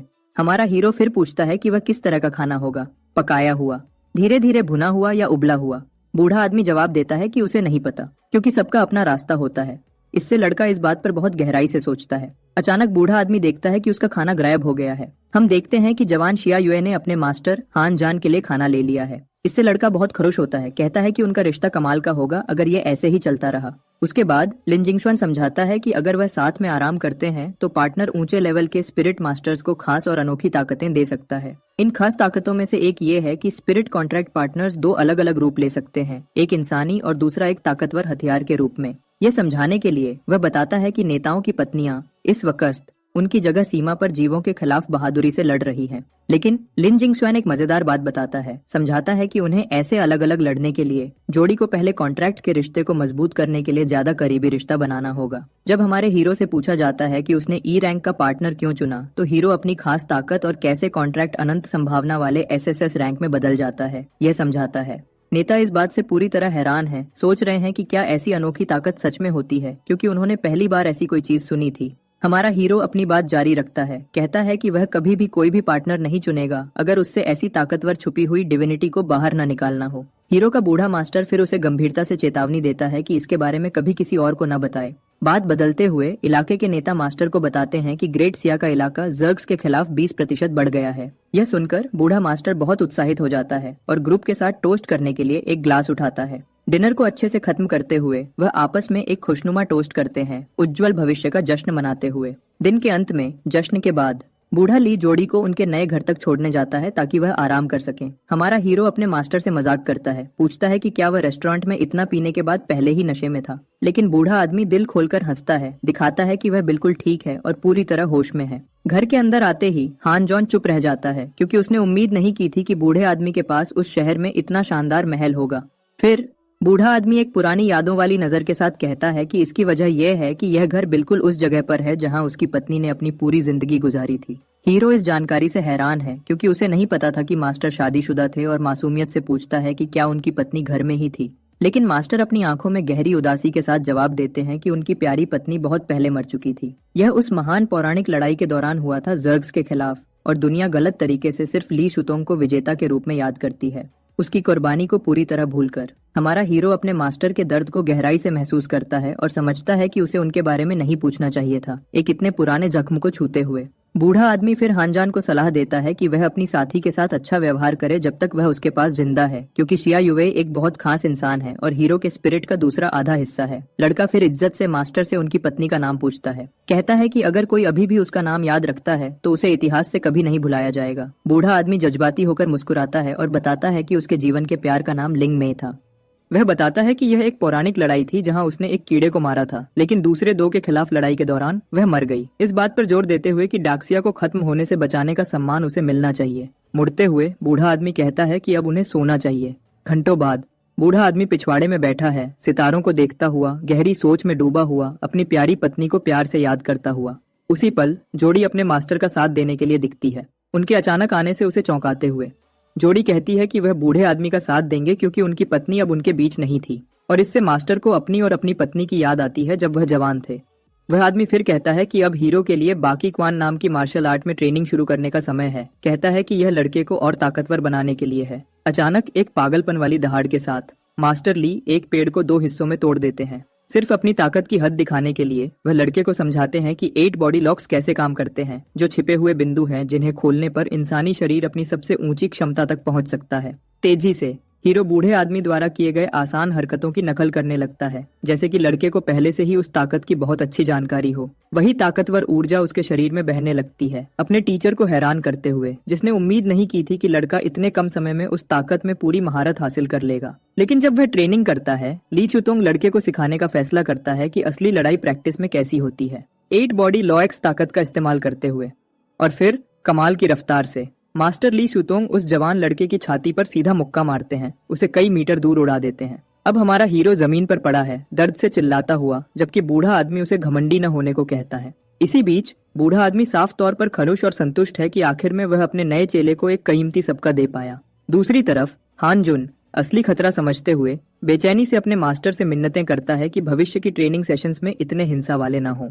अगली सुबह चिंगतेंग एकेडमी में वापस जोड़ी साथ चलती है। जब जवान शिया युवे पूछती है कि क्या उसका चेहरा बहुत दुखा था, लड़का जवाब देता है कि उसे बहुत समय हो गया था ऐसा कुछ महसूस किए हुए। लेकिन आधे रास्ते में वह कॉरिडोर में कुछ बेवकूफ लड़कों के ग्रुप से मिलते हैं। ये वांग लुमाओ है, उस घमंडी लाल बालों वाली शाओमी का चमचा। वह दिखता है, अखाड़े में मिली सफलता पर उस जवान लड़के के चेहरे पर हंसता है, उसका मजाक उड़ाता है कि उसके पास इतना कम रैंक वाला और कमजोर साथी है। हैरान मासूम शिया युए उन अपमानों का मतलब नहीं समझती, लेकिन हमारा हीरो जल्दी से समझाता है कि वह लड़का सिर्फ ध्यान खींचने वाला एक बेवकूफ है। उसके तुरंत बाद वह दोनों लड़के को नजरअंदाज करते हैं और साथ में डायरेक्टर के ऑफिस में घुसते हैं। डायरेक्टर ने गंभीरता से हनजुन और शिया युए को बताया कि वह ऑफिस में मिलने वाले थे, कि उन्हें लड़ाई की पहली पंक्ति में जाना होगा शहर को बचाने में मदद करने के लिए। तुरंत उसने उन्हें ऑफिशियल लिखित सूचना दी और निर्देश दिया कि वह जल्दी से जल्दी ऑर्गेनाइजेशन में अपनी ड्यूटी पर रिपोर्ट करें। यह कॉरिडोर में एक बड़ी लहर पैदा करते हुए, लेकिन बदमाश का हाथ हीरो की बहुत बड़ी ताकत से टकराते ही तुरंत टूट गया। जोर से चिल्लाते हुए और बच्चे की तरह रोते हुए वह जवान लड़का कमजोर हो गया। मौके का फायदा उठाते हुए हीरो हान जॉन ने उस बेवकूफ पर एक और वार किया। उसने फिर दुश्मन के चेहरे पर एक और बुरी तरह से मुक्का मारा ताकि लड़ाई को हमेशा के लिए खत्म कर सके। नतीजे के तौर पर बदमाश यी फैन ठंडी जमीन पर पूरी तरह बेहोश होकर गिर गया। उससे ज्यादा मिली मार खाने के बाद जोड़ी फिर सीन से दूर जाने लगी। अचानक डायरेक्टर कमरे से बाहर आया, चिल्लाते हुए कहता है कि एक नर्स लड़के की मदद करे। उसके बाद हमारा हीरो सीधे सर्विस काउंटर पर गया ताकि अपने सरकारी कामों को ठीक कर सके। वहां पहुंचकर उसने रिसेप्शनिस्ट को पक्के आवाज में बताया कि वह तुरंत उस डिस्ट्रिक्ट की खास टुकड़ी में शामिल होना चाहता है, जिससे वह नौजवान काफी हैरान रह गया। रिसेप्शनिस्ट ने उसे बताया कि उसे पहले ही उन दोनों के बारे में बता दिया गया था और उसने पक्का किया कि वही टैलेंटेड स्टूडेंट्स हैं जो इस खतरनाक लड़ाई में जाएंगे। जल्दी से सारी जानकारी सिस्टम में टाइप करके उसने टीम 0527 को रजिस्टर किया, जिसे अब हान जान लीड करेगा। फिर रिसेप्शनिस्ट ने उन दोनों को और ज्यादा जानकारी दी कि डिस्ट्रिक्ट्स कैसे काम करते हैं, और आखिर में उसने पीछे एक कमरे की तरफ इशारा किया और उन दोनों को अंदर जाने को कहा। उस वक्त दरवाजा खोलते ही हान जान और शिया युवे हैरान रह गए जब उन्होंने देखा कि जगह पूरी तरह से गंदी थी और जमीन पर कचरा बिखरा हुआ था। यह सारी गंदगी देखकर उन्हें पूरी तरह से घिन आ गई। इस गंदगी के अलावा कमरे के अंदर एक लाल बालों वाली औरत और एक आलसी आदमी बेड पर लेटे हुए थे और लग रहा था कि वह घंटों पहले बहुत ज्यादा शराब पी चुके थे। लाल बालों वाली औरत ने पूछा कि वह कौन है और हमारे हीरो हान जान ने बताया कि वह टीम 0527 का लीडर है, जिससे वह नए कैप्टन के आने पर काफी हैरान रह गई। वह नौजवान जिसकी दाढ़ी ठीक से नहीं थी और जो बेड पर था, बातों पर ध्यान देने लगा, लेकिन वह बेड की दूसरी तरफ पलट गया, यह कहते हुए कि इतने छोटे लड़के को कैप्टन बनाना एक बेइज्जती है। फिर उसने उन दोनों को जाने को कहा, पूरे बेवकूफ की तरह बिहेव करते हुए, जिसे पता ही नहीं था कि वह किससे बात कर रहा है, बेड से कूदते हुए। आदमी ने तुरंत नौजवान शिया युवे को देखा और बेशर्मी से पूछा कि क्या वह उसकी पार्टनर बनना चाहती है, जो हमारे हीरो के लिए सीधी बेइज्जती थी। गुस्से में और बिना सोचे समझे हान जान आगे बढ़ा और नौजवान के पेट पर एक जोर का मुक्का मारा, अपने पार्टनर की बेइज्जती का बदला लेने के लिए। इस मुक्के से आदमी के मुंह और नाक से लिक्विड बाहर आया। मुक्के की ताकत इतनी ज्यादा थी कि उस बेवकूफ को पूरे कमरे में उड़ा दिया। उसकी पीठ जोर से दीवार से टकराई और फिर वह जमीन पर गिर गया। लाल बालों वाली ने फिर उस नौजवान को यी फैन के नाम से बुलाया और उसे नए कैप्टन के सामने ठीक से रहने को कहा, जबकि वह खुद आराम करने चली गई। लेकिन उसने सिर्फ उस लड़की से, जिसका नाम होंग यिंगवे था, पैसे मांगे। जवाब में नौजवान लाल बालों वाली ने बस उसके मुंह पर दरवाजा पटक दिया। अब खड़ा होकर बेवकूफ यी फैन ने कहा कि टीम पूरी तरह से बर्बाद हो चुकी है, शराब पीने के पैसे भी नहीं है। कंप्यूटर चलाते हुए नौजवान ने कहा कि उसे बहुत शक है कि हान जान टीम में कोई फर्क ला पाएगा। यी फैन ने फिर टीम की क्वालिफिकेशन दूसरों के मुकाबले में दिखाई और एक बात जो बहुत हैरान करने वाली थी वह ये थी कि वह रैंकिंग में सबसे आखिरी थे। आलसी नौजवान फिर से बैठ गया, ये कहते हुए कि स्टाफ कम होने की वजह से, उनकी रैंकिंग की वजह से उन्हें लोअर डिस्ट्रिक्ट में भेज दिया जाएगा। उसने समझाया कि लोअर डिस्ट्रिक्ट पूरा अफरा तफरी वाला है, जहाँ कोई नियम नहीं है और वहाँ जीना बहुत मुश्किल है। अब जब शराब का नशा उतर गया था, यी फैन ने कहा कि उन्हें कुछ करना होगा ताकि उन्हें हमेशा के लिए नीचे न भेजा जाए। अचानक टीम की लड़की ने कहा कि वह यी फैन जैसे बेकार आदमी को साथ लेकर कुछ नहीं कर पाएंगे, क्योंकि उसमें जीने की इच्छा भी नहीं बची थी। लेकिन हान जान को लगा कि उसे सबको सबूत देना होगा कि वह सब मुश्किलों से निपटने के लिए काफी मजबूत है, मुश्किलें चाहे कितनी भी हों। दरवाजे की तरफ चलते हुए हान जान ने पूरे कॉन्फिडेंस से कहा कि वह उस ग्रुप को एक एलीट टीम में बदल देगा। अगले हीरो किचन में गया उस रहस्यमयी लाल बालों वाली से बात करने, जिसने उनका स्वागत किया। फिर वह दोनों उसके पास बैठ गए और हमारे हीरो ने अपनी खास शक्ति का इस्तेमाल किया लड़की का असली नाम पता करने के लिए, जिससे वह काफी हैरान रह गई। लाल बालों वाली के सवाल का जवाब देते हुए कि वह असली में कौन है, हीरो ने शांति से कहा कि यह शक्ति उसकी असली ताकत का बस एक छोटा सा सबूत है। सच्चे दिल से नौजवान हान जान ने लाल बालों वाली को समझाया कि उसकी नजर में वह बहुत जरूरी होगी ताकि वह सब मिलकर टीम की पोजीशन को ऊपर उठा सकें। आखिर में हान जान ने सीधा प्रपोजल दिया, उसे सभी मिशन की कमाई का आधा हिस्सा देने का, यह साफ करते हुए कि उसे सिर्फ साथ चाहिए, ग्रुप में दुश्मनी नहीं। औरत ने कुछ देर तक उसे घूरा, उसके इरादों को ध्यान से समझते हुए, और आखिर में प्रपोजल मान लिया। उसने यह फैसला हमदर्दी से नहीं किया, बल्कि इसलिए कि उसे इसमें बहुत फायदा दिखा। हीरो ने फिर उससे अवेलेबल मिशंस को छानने को कहा और उसने उनमें से चुनने की जिम्मेदारी ली। लड़की ने उसे बताया कि उसे 3 मिशंस मिले हैं जो सिस्टम में ग्रुप के लिए ठीक हैं, लेकिन सारे काम बहुत आसान हैं और उन्हें ऑर्गेनाइजेशन में ऊपर आने में बहुत टाइम लगेगा, सिर्फ वही करके। हमारा हीरो हान जान वह मिशन चुनने वाला है जो उन्हें सबसे ज्यादा पॉइंट्स देगा। बिना किसी झिझक के नौजवान ने कुछ जर्ग्स को खत्म करने का मिशन चुना। ये बिल्कुल सबसे खतरनाक काम है और ग्रुप के लिए सबसे ज्यादा इनाम भी इसमें है। लेकिन लाल बालों वाली होंग यिंगवे उसे कहती है कि वह पागल है इसका सामना करना चाहता है, क्योंकि मिशन में कम से कम 6 एक्सपीरियंस्ड लड़ाकू की सिफारिश की गई है जीतने के लिए।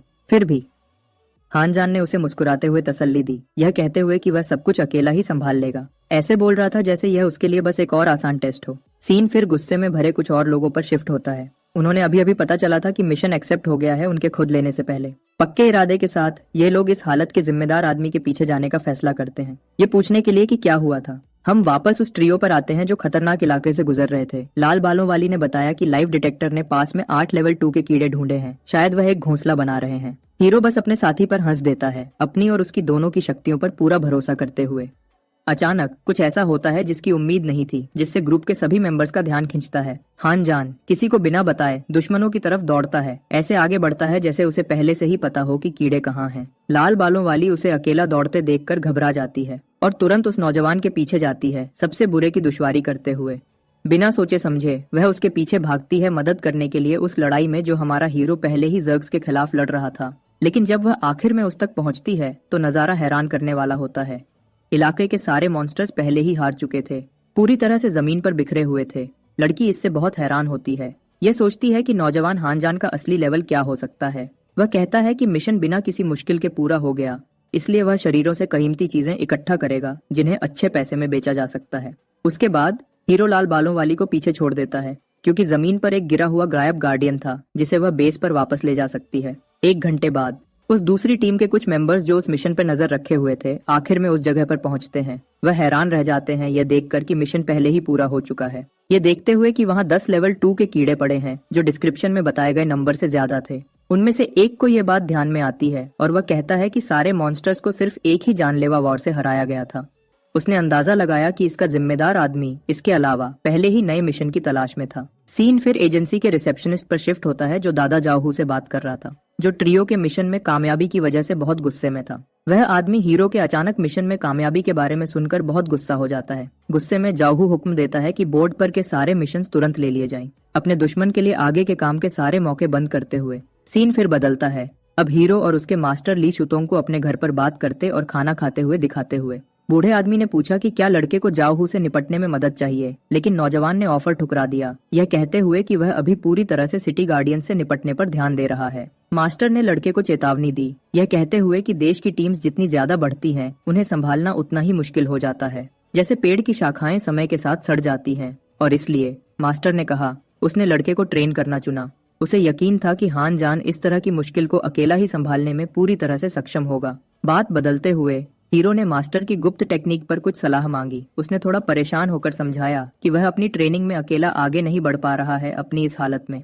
लेकिन बूढ़े ली शुतोंग ने बस उसे कहा कि वह जिंदगी और मौत के बीच होने वाली बात को याद रखे, कुछ ऐसा जो नौजवान समय के साथ समझ जाएगा। कुछ समय बाद हीरो लिविंग रूम के सोफा पर शांति से आराम कर रहा है। तभी शिया युए थोड़ी झिझकते हुए आती है। वह कहती है कि उसे उस रात उसके साथ उसी कमरे में सोना होगा। उसने समझाया कि प्रोफेसर ने जानबूझकर घर के बाकी सारे दरवाजे बंद कर दिए हैं। नौजवान ने नम्रता से कहा कि वह जमीन पर सो सकता है ताकि लड़की को परेशान न करे, लेकिन वह जिद करती है कि इसकी कोई जरूरत नहीं है, यह कहते हुए कि बेड पर उन दोनों के लिए काफी जगह है सोने के लिए। रात खत्म होती है जब दोनों आखिर में लेट जाते हैं और साथ में आराम करते हैं। अगली सुबह वह दोनों अपनी टीम के कमरे में जाते हैं दूसरे दोनों के साथ हालत साफ करने के लिए। जब दोनों मेंबर्स को पता चलता है कि हानजान असली में कौन है और उसने एकेडमी एग्जाम में क्या हासिल किया, तो वह बहुत हैरान होते हैं।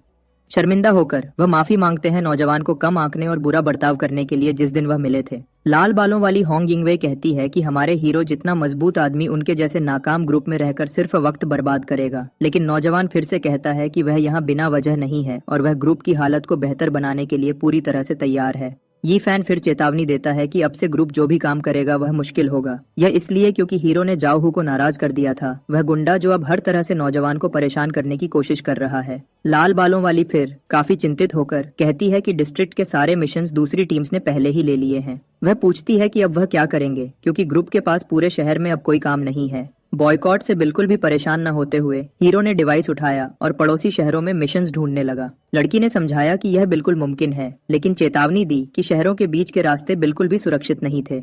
रास्तों पर अनजान हाई लेवल मॉन्स्टर्स भरे हुए थे, जिसकी वजह से कई ग्रुप्स अपनी मंजिल तक जिंदा नहीं पहुंच पाते थे। सीन फिर हानजान के ग्रुप पर शिफ्ट होता है जो जीप में थे, एक पूरी तरह से सुनसान सड़क पर चलते हुए। वह घबराहट में कई बड़े कीड़ों से भाग रहे थे जो सड़क के बीच में अचानक आ गए थे। नौजवान शिया युवे ने पूछा कि कौन से क्रीचर्स उनका पीछा कर रहे हैं। हमारे हीरो ने समझाया कि वह लेवल 1 के जर्ग्स हैं जो हमेशा ग्रुप्स में चलते हैं और बहुत खतरनाक होते हैं। वह आदमी जो पहले शराबी था, ये फैन, फिर पीछे की सीट पर जाग गया। वह डर के मारे चिल्लाने लगा जो उनके बिल्कुल सामने था उसके बारे में। अचानक ग्रुप ने होराइजन पर कुछ डरावना देखा जो कई मॉन्स्टर्स को हवा में उड़ा रहा था। एक बहुत बड़ा काला तूफान हजारों कीड़ों से बना हुआ जीप का रास्ता पूरी तरह से रोक रहा था। इस तूफान के बिल्कुल आगे एक और गाड़ी थी जो भी उस खतरनाक तूफान से बचने की कोशिश कर रही थी। लाल बालों वाली ने पूछा कि क्या उन्हें दूसरी गाड़ी के लोगों की मदद करनी चाहिए। बिना किसी झिझक के हमारे हीरोज ने उनकी मदद करने का फैसला किया। जीप को सीधा खतरे की तरफ मोड़ते हुए उन्होंने सड़क पर गाड़ी से एक बहुत तेज मोड़ लिया। इसकी वजह से पहले शराबी यी फैन का सिर गाड़ी के पीछे जोर से टकराया। सिर पर टक्कर से लिक्विड निकलने के बावजूद उसने खुशी से ऐलान किया कि वह अपनी जिंदगी में इतना खुश कभी नहीं हुआ था। कहानी ने फिर बताया कि उस मुश्किल पल में उन जानवरों का पीछा कौन कर रहा था। वह शांग सिटिंग थी, एक बहुत जरूरी औरत, अपनी पर्सनल बॉडीगार्ड के साथ गाड़ी के अंदर। इस नाजुक पल में बॉडीगार्ड ने चेतावनी दी कि अगर उन्होंने अभी कुछ नहीं किया तो वह 5 मिनट में तूफान में फंस जाएंगे, क्योंकि मदद का समय पर पहुंचना नामुमकिन था। हालत से मायूस होकर उसने अपने साथियों को खुद को कुर्बान करने का हुक्म दिया, औरत को हर कीमत पर बचाने के लिए। उसे पता था कि वह जीतेंगे नहीं, लेकिन उन्हें यह करना था ताकि भागने के लिए टाइम मिल सके। यह सुनकर नौजवान औरत ने अपना कम्युनिकेटर पकड़ा और उन्हें ऐसी पागलपन करने से रोकने की कोशिश की। उसने फिर एक गहरी सांस ली और रोने लगी। वह सदमे में थी, लेकिन साथ ही बहुत पक्के इरादे वाले थे और पहले ही मॉन्स्टर्स पर हमला करने की तैयारी कर रहे थे। एस्कॉर्ट की गाड़ियां सड़क पर एक साथ फिसली और आदमियों ने हमला शुरू करने के लिए काउंटडाउन शुरू कर दिया। तुरंत 2 आदमियों ने कीड़ों के उस बड़े झुंड के खिलाफ मिसाइल्स लॉन्च करने की कोशिश की, लेकिन उस धमाकेदार हमले का ब्लैक हरिकेन पर कोई असर नहीं हुआ और बदकिस्मती से वह सारे आदमी तूफान में जोर से खींच लिए गए, जबकि उसकी पूरी एस्कॉर्ट बटालियन बाहर बर्बाद हो रही थी। औरत ट्रक के अंदर ही रही, बहुत रो रही थी, कुछ भी नहीं कर पा रही थी। बस अपने आदमियों की मायूस चीखें सुन रही थी।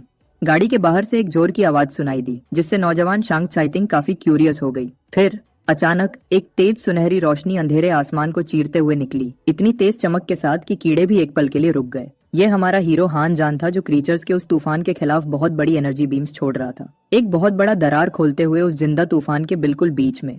गाड़ी के अंदर शांग सिटिंग और उसकी बॉडीगार्ड पूरी तरह से हैरान रह गए हीरो की अजीब शक्ति देखकर कि वह अकेला ही कीड़ों के झुंड को कैसे बिखरा रहा था। लेकिन मॉन्स्टर हरिकेन ने हमले पर रिएक्ट किया और कई काले प्रोजेक्टाइल्स सीधे हान जान पर लॉन्च किए गए। लेकिन हीरो के टकराने से पहले शराबी यी फैन उसके सामने आ गया और अपने शरीर को ह्यूमन शील्ड की तरह इस्तेमाल किया। इस टक्कर के नतीजे में यी फैन का शरीर जोर से छिद गया। वह गाड़ी के पीछे जोर से गिर गया। उसके शरीर में कई काले कांटे घुसे हुए थे। जल्दी से हान जान ने कांटे निकालने की कोशिश की और बहुत चिंतित होकर कहा कि उन्हें जितनी जल्दी हो सके निकलना होगा, क्योंकि वह चीजें जहरीली थीं।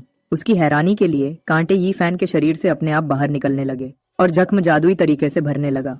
उस रिजेनरेशन को और करीब से देखते हुए नौजवान हीरो को एहसास हुआ कि आदमी का असली टैलेंट सिर्फ फिजिकल रेजिस्टेंस नहीं था, बल्कि उसके पास एसएस रैंक का इमोर्टैलिटी टैलेंट था। इससे हान जान काफी क्यूरियस हो गया कि ये सब कैसे काम करता है, क्योंकि इमोर्टैलिटी की वजह से वह इतनी जल्दी ठीक हो जाएगा कि उसका शरीर बर्बाद नहीं हो सकता। अमर यी फैन खुद पर गर्व करते हुए बोला कि अगर हीरो भीख मांगे तो वह शायद बताएगा कि उसकी शक्ति असली में क्या करती है, लेकिन हमारे हीरो ने उसकी बात पर बस कंधे उचका दिए। इस सीन के तुरंत बाद, जब गाड़ी अभी भी चल रही थी, नौजवान शिया युवे ने ऐलान किया कि वह पहले मिशन की जगह पर पहुंच गए हैं। इससे यी फैन बहुत हैरान हुआ। इस पल कीड़ों का एक और भी बड़ा झुंड गुस्से में उनकी तरफ बढ़ता है, बहुत अजीब क्रीचर्स दिखाते हुए।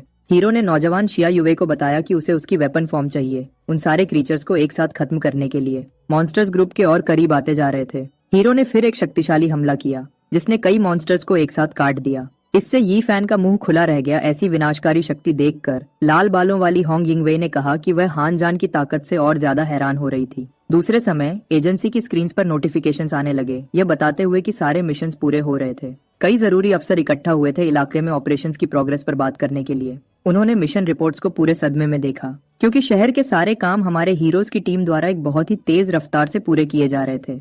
हालत से परेशान होकर वह अपनी जीप्स में बैठ गए, जिम्मेदार टीम से खुद मिलने के इरादे से, क्योंकि वह पहले ही इलाके में थे। उन्होंने डिमोनिक सांपों के झुंड को साफ करने का मिशन पूरा करने का फैसला किया। लेकिन ग्रुप में एक मोटे आदमी ने आगे कुछ देखा। वह बहुत देर कर चुके थे, क्योंकि हान जान की टीम ने वह काम भी पहले ही पूरा कर लिया था। स्क्वाड लीडर ने तुरंत ड्राइवर को गाड़ी को वापस मोड़ने के लिए कहा, क्योंकि उसे तुरंत एक्सप्लेनेशंस चाहिए थी। एक नौजवान जिसके चेहरे पर निशान था, उसने बेवकूफ लीडर को उनसे टकराने से रोकने की कोशिश भी की, सबसे बुरे की दुश्वारी करते हुए। इसके तुरंत बाद एक और गाड़ी शहर से निकलते हुए दिखी। यह बिल्कुल हीरो हान जान की गाड़ी थी, अमर यी फैन के साथ और नीले कपड़ों में लड़की शिया युए। सीन फिर शहर के गार्डियंस के सेंट्रल हेडक्वार्टर्स पर शिफ्ट होता है। उसके शानदार ऑफिस के अंदर था सू मिंगशुएन, तीसरा सबसे शक्तिशाली आदमी जो पूरे शहर का कमांडर था। उसने स्क्रीन पर सिस्टम डेटा देखा, पूरी हैरानी में सोच रहा था कि इलाके के सारे मुश्किल मिशंस इतनी जल्दी कैसे पूरे हो गए थे।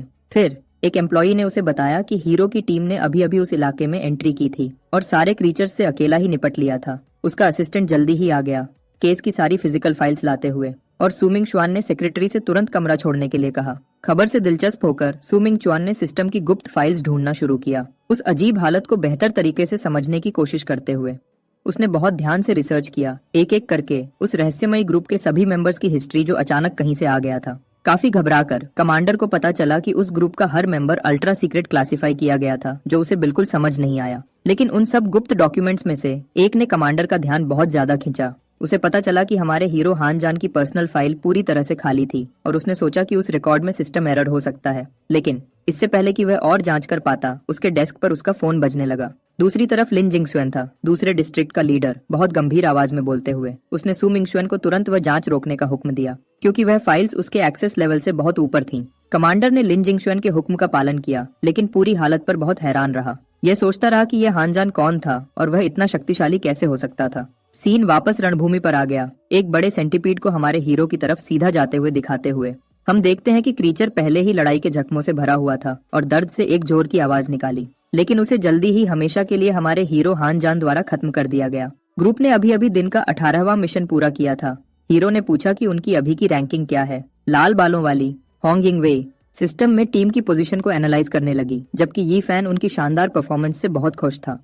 लाल बालों वाली ने फिर बताया कि उन्होंने 1800 पॉइंट्स इकट्ठा कर लिए थे, लेकिन फिर भी टीम आखिरी जगह पर ही अटकी हुई थी। पूरी टीम इस खबर से बहुत हैरान थी। लाल बालों वाली ने तुरंत अंदाजा लगाया कि सिस्टम उनके खिलाफ धोखा कर रहा है। उन्हें जल्दी ही एहसास हुआ कि 1 दर्जन से ज्यादा दुश्मन टीम्स ने हाथ मिला लिए थे दूसरे मिशंस को साथ में पूरा करने के लिए, और इस वजह से उन टीम्स के स्कोर्स हमारे हीरो की टीम के मुकाबले में बहुत ज्यादा थे। ग्रुप इस सीधे नतीजे पर पहुंचा कि यह जाओ हू की एक और चाल थी।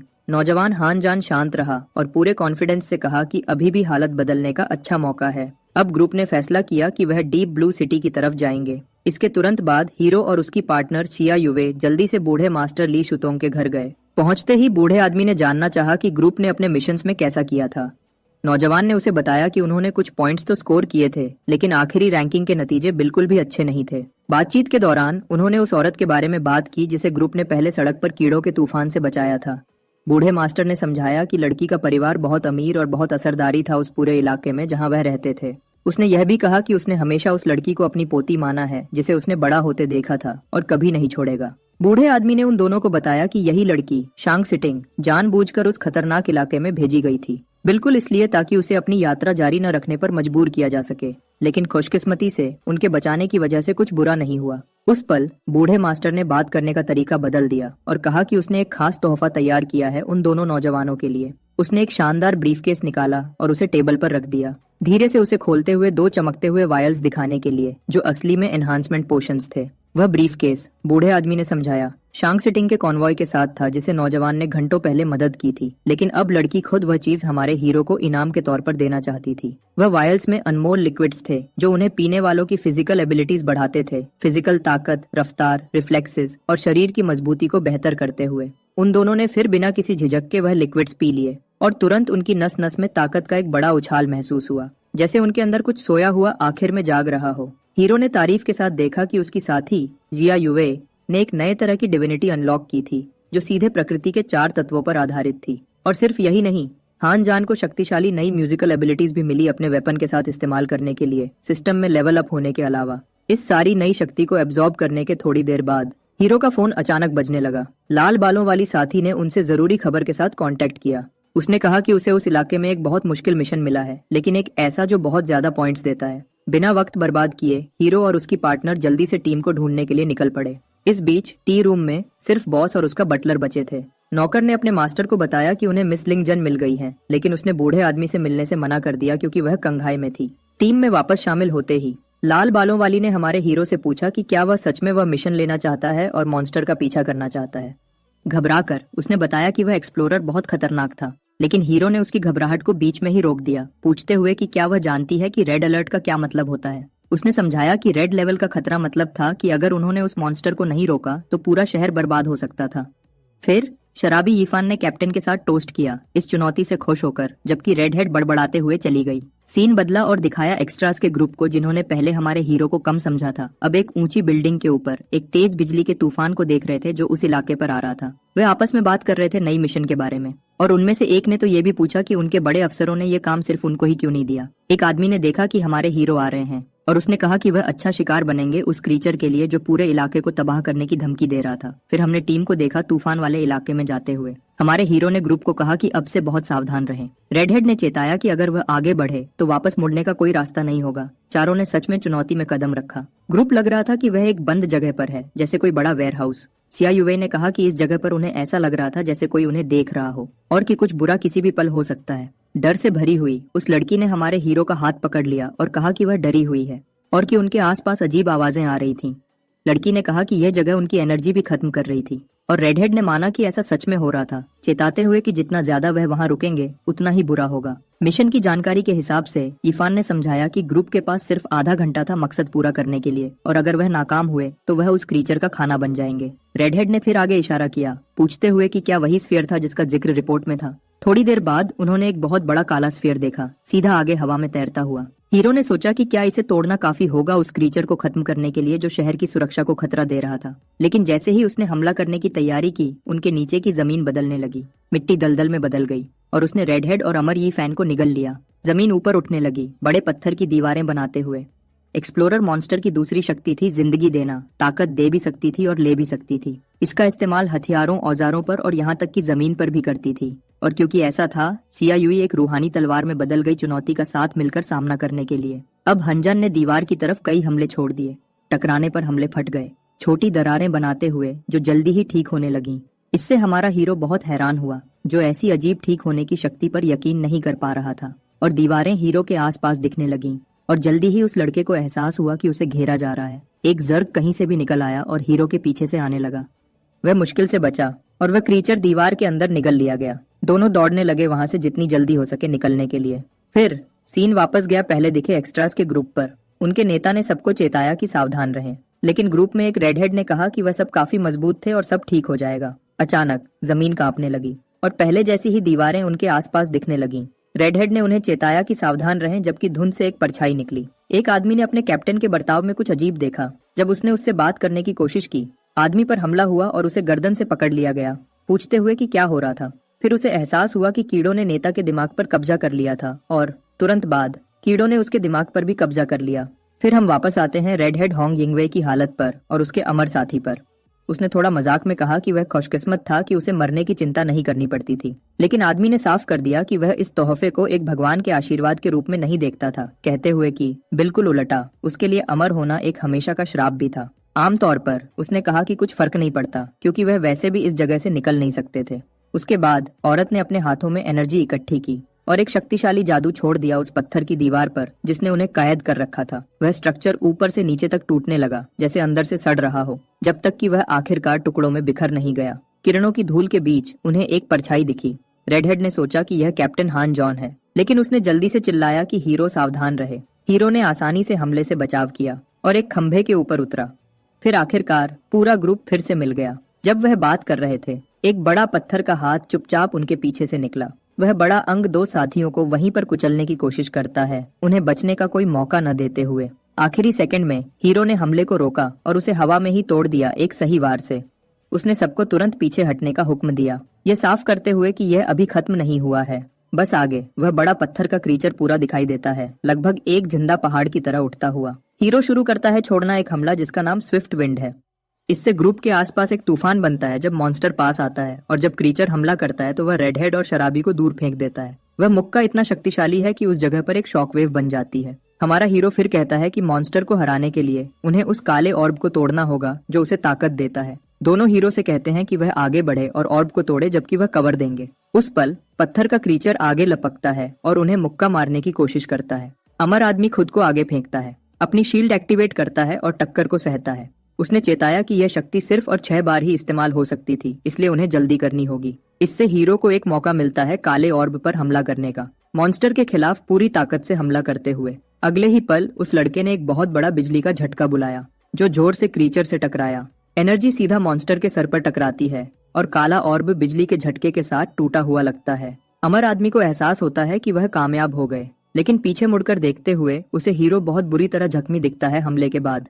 हमारे हीरो के पेट में गहरा जख्म लगा था, लेकिन फिर भी उसने अपनी आंखें खुली रखी और अपने साथी से भागने को कहा। तभी एक बहुत बड़ा अजीब कीड़ा उनके सामने आता है, लड़ाई जारी रखने के लिए तैयार। मॉन्स्टर ग्रुप को घमंड से देखता है और धमकी भरे लहजे में ऐलान करता है कि वह उस पल वहां मौजूद सबको खत्म कर देगा। उसके ठीक पीछे रेडहेड दिखती है, कहते हुए कि वह बड़ा एक्सप्लोरर सच में एक हैरानी है। उसने कोशिश करनी शुरू की मनाने की मॉन्स्टर को कि वह अपनी इल्यूजन की शक्ति इस्तेमाल करे ताकि वह साथ मिलकर काम कर सकें। धुएं के बीच हमारा हीरो अपने साथी के रवैये पर सवाल करता है। रेडहेड रोने लगती है, एहसास करते हुए कि उसे कंट्रोल किया जा रहा है, जबकि वह सवाल करती है कि उसके शरीर को क्या हो रहा है। अचानक अपना चेहरा बदलते हुए उसने कहा कि अब वह सिर्फ उन सबको मारना चाहती है। करीब से देखने पर हीरो को उसकी आंखों की चमक में कुछ गलत दिखता है और उसे एहसास होता है कि लड़की को इन्फेक्शन हो गया है, या कि ये एक खास तरह का जर्ग है, एक परजीवी मॉन्स्टर जो अपने शिकार के दिमाग को कठपुतलियों की तरह कंट्रोल कर सकता है। इतिहास बताते हुए एक शक्तिशाली योद्धा को एक बार इस क्रीचर ने परजीवी बना लिया था और उसने पूरे शहर को तबाह कर दिया था। बहुत बड़े नुकसान के बाद और पूरी ऑर्गेनाइजेशन की मदद से उन्होंने आखिरकार उस योद्धा को रोक दिया। सबने सोचा था कि यह प्रजाति 32 साल से खत्म हो चुकी थी, लेकिन उनमें से एक वहीं पर था हीरो के सामने। उस लड़के ने अमर आदमी से कहा कि वह वक्त खरीदे, जबकि वह एनर्जी इकट्ठी करे एक फैसले वाले हमले के लिए। छोटे एक्सप्लोरर को एब्जॉर्ब करने के बाद दुश्मन का और भी 10 गुना बड़ा हो गया था, इसलिए हान जॉन को अपनी रफ्तार बहुत बढ़ानी होगी हमले में न फंसने के लिए। उसे सिर्फ यी फैन से एक गाने जितना वक्त चाहिए था। फिर हमारा हीरो बहुत ज्यादा ताकत निकालने लगता है अपने शरीर को ठीक और नया करते हुए। इन्फेक्टेड रेडहेड चिल्लाती है मॉन्स्टर को जल्दी करने के लिए। कीड़ा उनकी तरफ एक शक्तिशाली नीली लेजर छोड़ता है, लेकिन अमर आदमी जल्दी से आगे बढ़ता है और अपनी डिफेंसिव शील्ड एक्टिवेट करता है हीरो को बचाने के लिए। उसने कामयाबी से उस जबरदस्त एनर्जी को रोक दिया। क्रीचर फिर इन्फेक्टेड रेडहेड को इस्तेमाल करने की कोशिश करता है, अमर आदमी का ध्यान भटकाने के लिए, उस पल उसकी चेतना पर भी कब्जा करने की कोशिश करते हुए। लेकिन यीफान जल्दी से रिएक्ट करता है, उसे सर से टक्कर मारता है कंट्रोल से आजाद होने के लिए। इससे एक छोटा कीड़ा औरत के सर से बाहर निकलता है, बिल्कुल वैसे ही जैसे पिछले ग्रुप के नेता के साथ हुआ था। क्रीचर औरत के दिमाग से निकलता है और फिर से हमला करने की कोशिश करता है, लेकिन अमर आदमी जल्दी से क्रीचर को दूर धकेल देता है, एहसास करते हुए कि अब वह अपनी अमर शक्ति सिर्फ 2 बार और इस्तेमाल कर सकता है। उसने आखिरकार उस कमजोर जीव को कुचल दिया। बड़े मॉन्स्टर ने एक और नीली रोशनी छोड़ दी, लेकिन शील्ड ने उसे कामयाबी से रोक दिया। जब शराबी यी फैन ने पूछा कि हीरो को सब खत्म करने में कितना वक्त लगेगा, हान जोन ने बस अपनी तलवार भेज दी अमर आदमी की मदद के लिए। जिया युए इंसानी रूप में वापस आती है और हीरो फिर हालत को कंट्रोल करता है।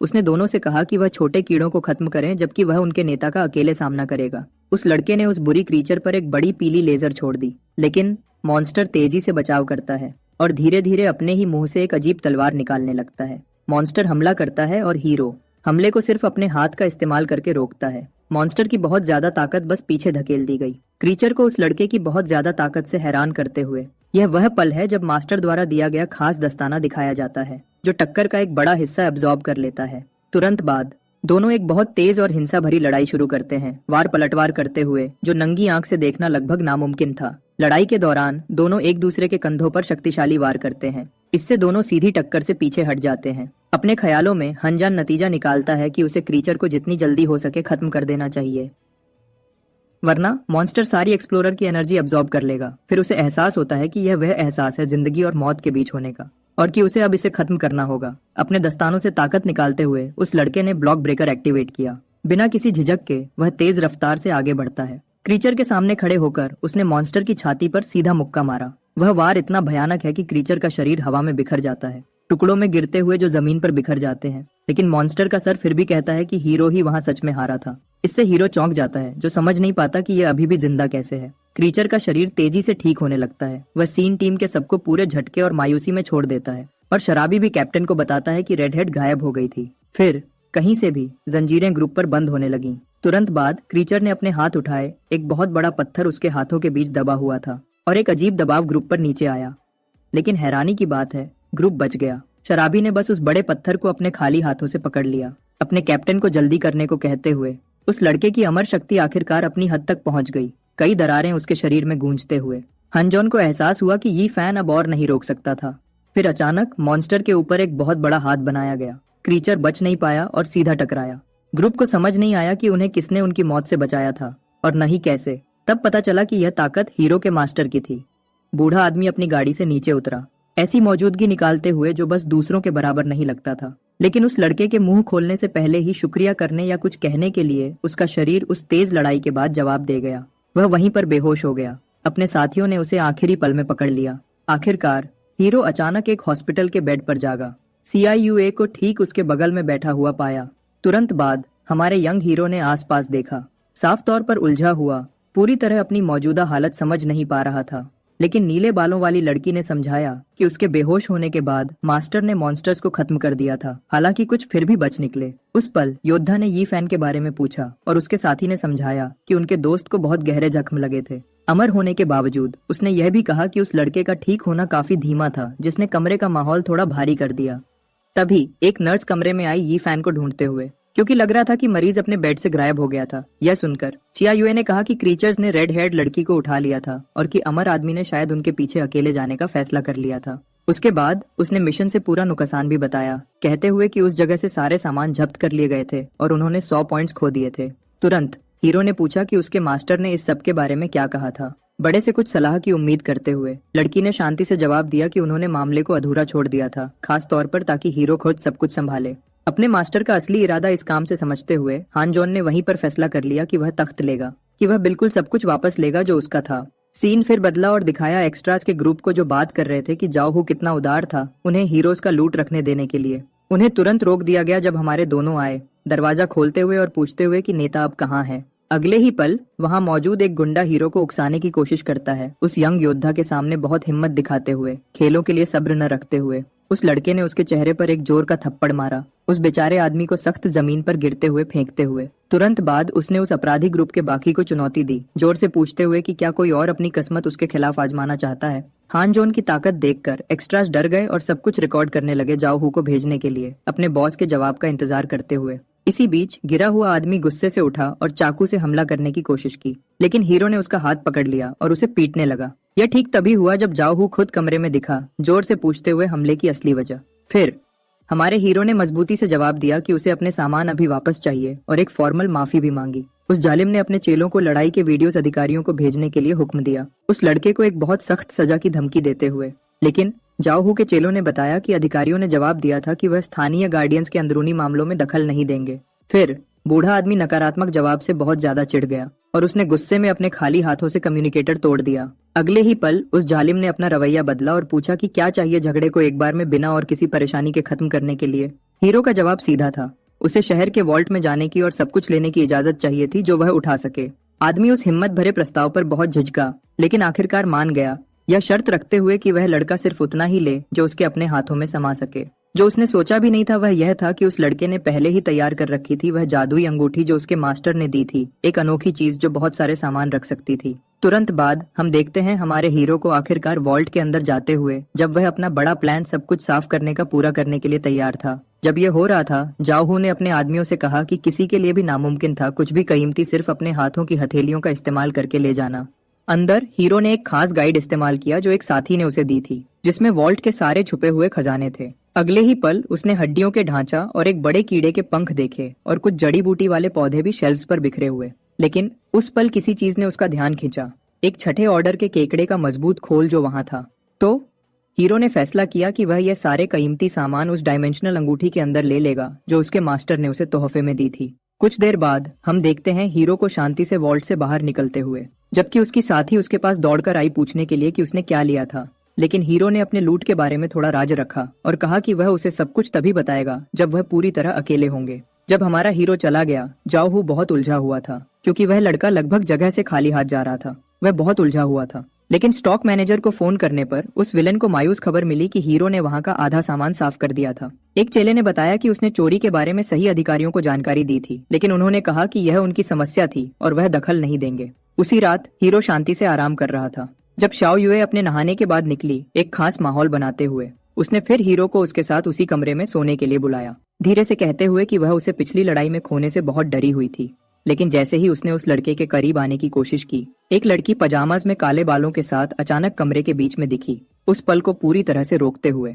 दोनों बहुत घबरा गए और बेड से कूद गए, क्योंकि उन्हें पता नहीं था कि कोई और आदमी उस बड़े घर के अंदर छिपा हुआ था। जब पूछा गया कि वह कौन थी, उसने अपना नाम ली लिंगजुन बताया, मास्टर ली शुतोंग की पोती, और कहा कि वह अब उस घर में उनके साथ रहती थी। अपनी खास देखने की शक्ति का इस्तेमाल करके कैरेक्टर को एहसास हुआ कि वह लड़की असल में दुनिया के सबसे शक्तिशाली जादुई हथियारों में से एक थी। हमारे हीरो को लड़की को पजामाज में देखकर थोड़ी शर्म आई, लेकिन उसने बिना किसी शर्म के कहा कि वह ऐसे ही आरामदायक महसूस करती थी। उसने आगे कहा कि वह एक मशहूर बेस्ट सेलिंग लेखिका है और वह कपड़े उसकी सोचने की शक्ति में बहुत मदद करते हैं। फिर उस अजीब लड़की ने उनके साथ बेड पर आने को कहा, जिससे माहौल और भी उलझा हुआ और गड़बड़ हो गया। लेकिन शिया युए पूरी तरह गलत समझ गई और बोली कि वह ऐसा नहीं कर सकती क्योंकि वह अभी अभी मिले थे।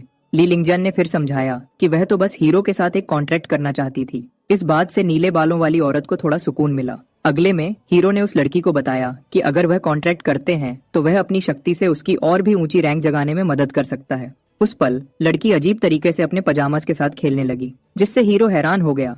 उसने ऐसे अचानक काम की उम्मीद नहीं की थी। उसने फिर बिल्कुल आम तरीके से कहा कि उसकी किताबों में जादुई कॉन्ट्रैक्ट हमेशा दो लोगों के बहुत करीब आने के बाद ही होते थे। ली लिंगजुन के अचानक बर्ताव से हमारे दोनों हीरो थोड़े हैरान हो गए, लेकिन हीरो हान जान ने इस बात को हल्के में लिया और लड़की के साथ कॉन्ट्रैक्ट बनाना शुरू कर दिया। तुरंत उन दोनों के बीच जादुई शक्ति की जंजीरें दिखाई दी और यह पैक्ट पक्का हो गया, जिससे लड़कियों की शक्तियां और बढ़ गईं। जैसे ही उन्होंने कॉन्ट्रैक्ट का रिवाज पूरा किया, हमारे हीरो ने उस लड़की की नई शक्ति की तारीफ की और वहीं पर तुरंत उसे चेक करने को कहा। उस पल शिया युए को यह सब थोड़ा अजीब लगा और बोली कि वह किचन में पानी लेने जा रही है। लेकिन जब वह किचन पहुंची तो नीले बालों वाली लड़की को कमरे से कुछ अजीब आवाजें सुनाई देने लगीं। तो वह जल्दी से वापस भागी यह देखने के लिए कि क्या हो रहा है, लेकिन उसे सुकून मिला। शियुए ने देखा कि उसके दो साथी बस लड़की की नई बदलने की शक्ति को चेक कर रहे थे। हीरो ने फिर अपनी नई खोज दिखाई, स्पिरिचुअल एनर्जी पिल्स, जो नई सदस्य ली लिंगजियान अपनी शक्तियों से बना सकती थी। अगले में ग्रुप ने लापता लाल बालों वाली लड़की को ढूंढने के अपने अगले प्लान्स पर गंभीरता से बात करना शुरू किया। नए सदस्य ने पूछा कि वह किसे ढूंढ रहे थे और शिया युए ने तुरंत उसे लाल बालों वाली लड़की की फोटो दिखाई। तस्वीर देखकर यंग ली लिंगजुन ने कहा कि उसने शहर के एक मशहूर नाइट क्लब में किसी ऐसे ही इंसान को देखा था और सुझाव दिया कि वह अपनी खोज वहीं से शुरू करें। घर से निकलने से पहले हीरो ने सभी सदस्यों पर एक खास स्प्रे छिड़का जो जर्ग मॉन्स्टर्स को अपनी तरफ खींचता और बहुत गुस्सा दिलाता था। नाइट क्लब के अंदर जब सब मजे कर रहे थे, हमारे हीरो ने बारटेंडर से पूछा कि क्या बाइशुआंग नाम का कोई यहाँ से गुजरा था। उस कर्मचारी ने उसे बहुत अजीब नजरों से देखा और सबको सुनाने के लिए चिल्लाया कि हनजान पार्टी के सारे ड्रिंक्स का पैसा देगा। जब सारे ग्राहक फ्री ड्रिंक्स का जश्न मना रहे थे, हीरो कुछ न समझते हुए पूछा कि यहाँ क्या हो रहा था।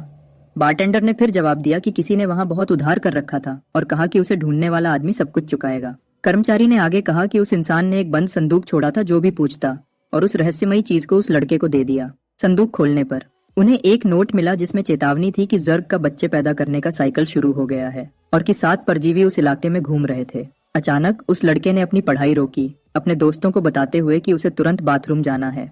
अंदर उसने गलती से एक चश्मे वाले आदमी से टकरा गया जो वहां शक्कर की नजर से खड़ा था। अचानक वह आदमी बहुत गुस्से में आ गया और हीरो पर झपटा, उसे सच में नुकसान पहुंचाने के इरादे से। लेकिन जब उस आदमी ने अपना मुक्का मारा, हमारे हीरो को बिल्कुल कुछ महसूस नहीं हुआ और उसने उसे बहुत ताकत से पीछे धकेल दिया। जब वह आदमी गिरा तो उसकी गर्दन के पीछे से एक जर्ग इक्लिप्स मॉन्स्टर उछला और अपने तेज पंजों से हीरो पर हमला करने की कोशिश की। बिना किसी मुश्किल के हीरो हमले से बच गया। हंजन ने हवा में ही उस जीव को खत्म कर दिया, एक ही सही हरकत से तुरंत खतरे को टाल दिया।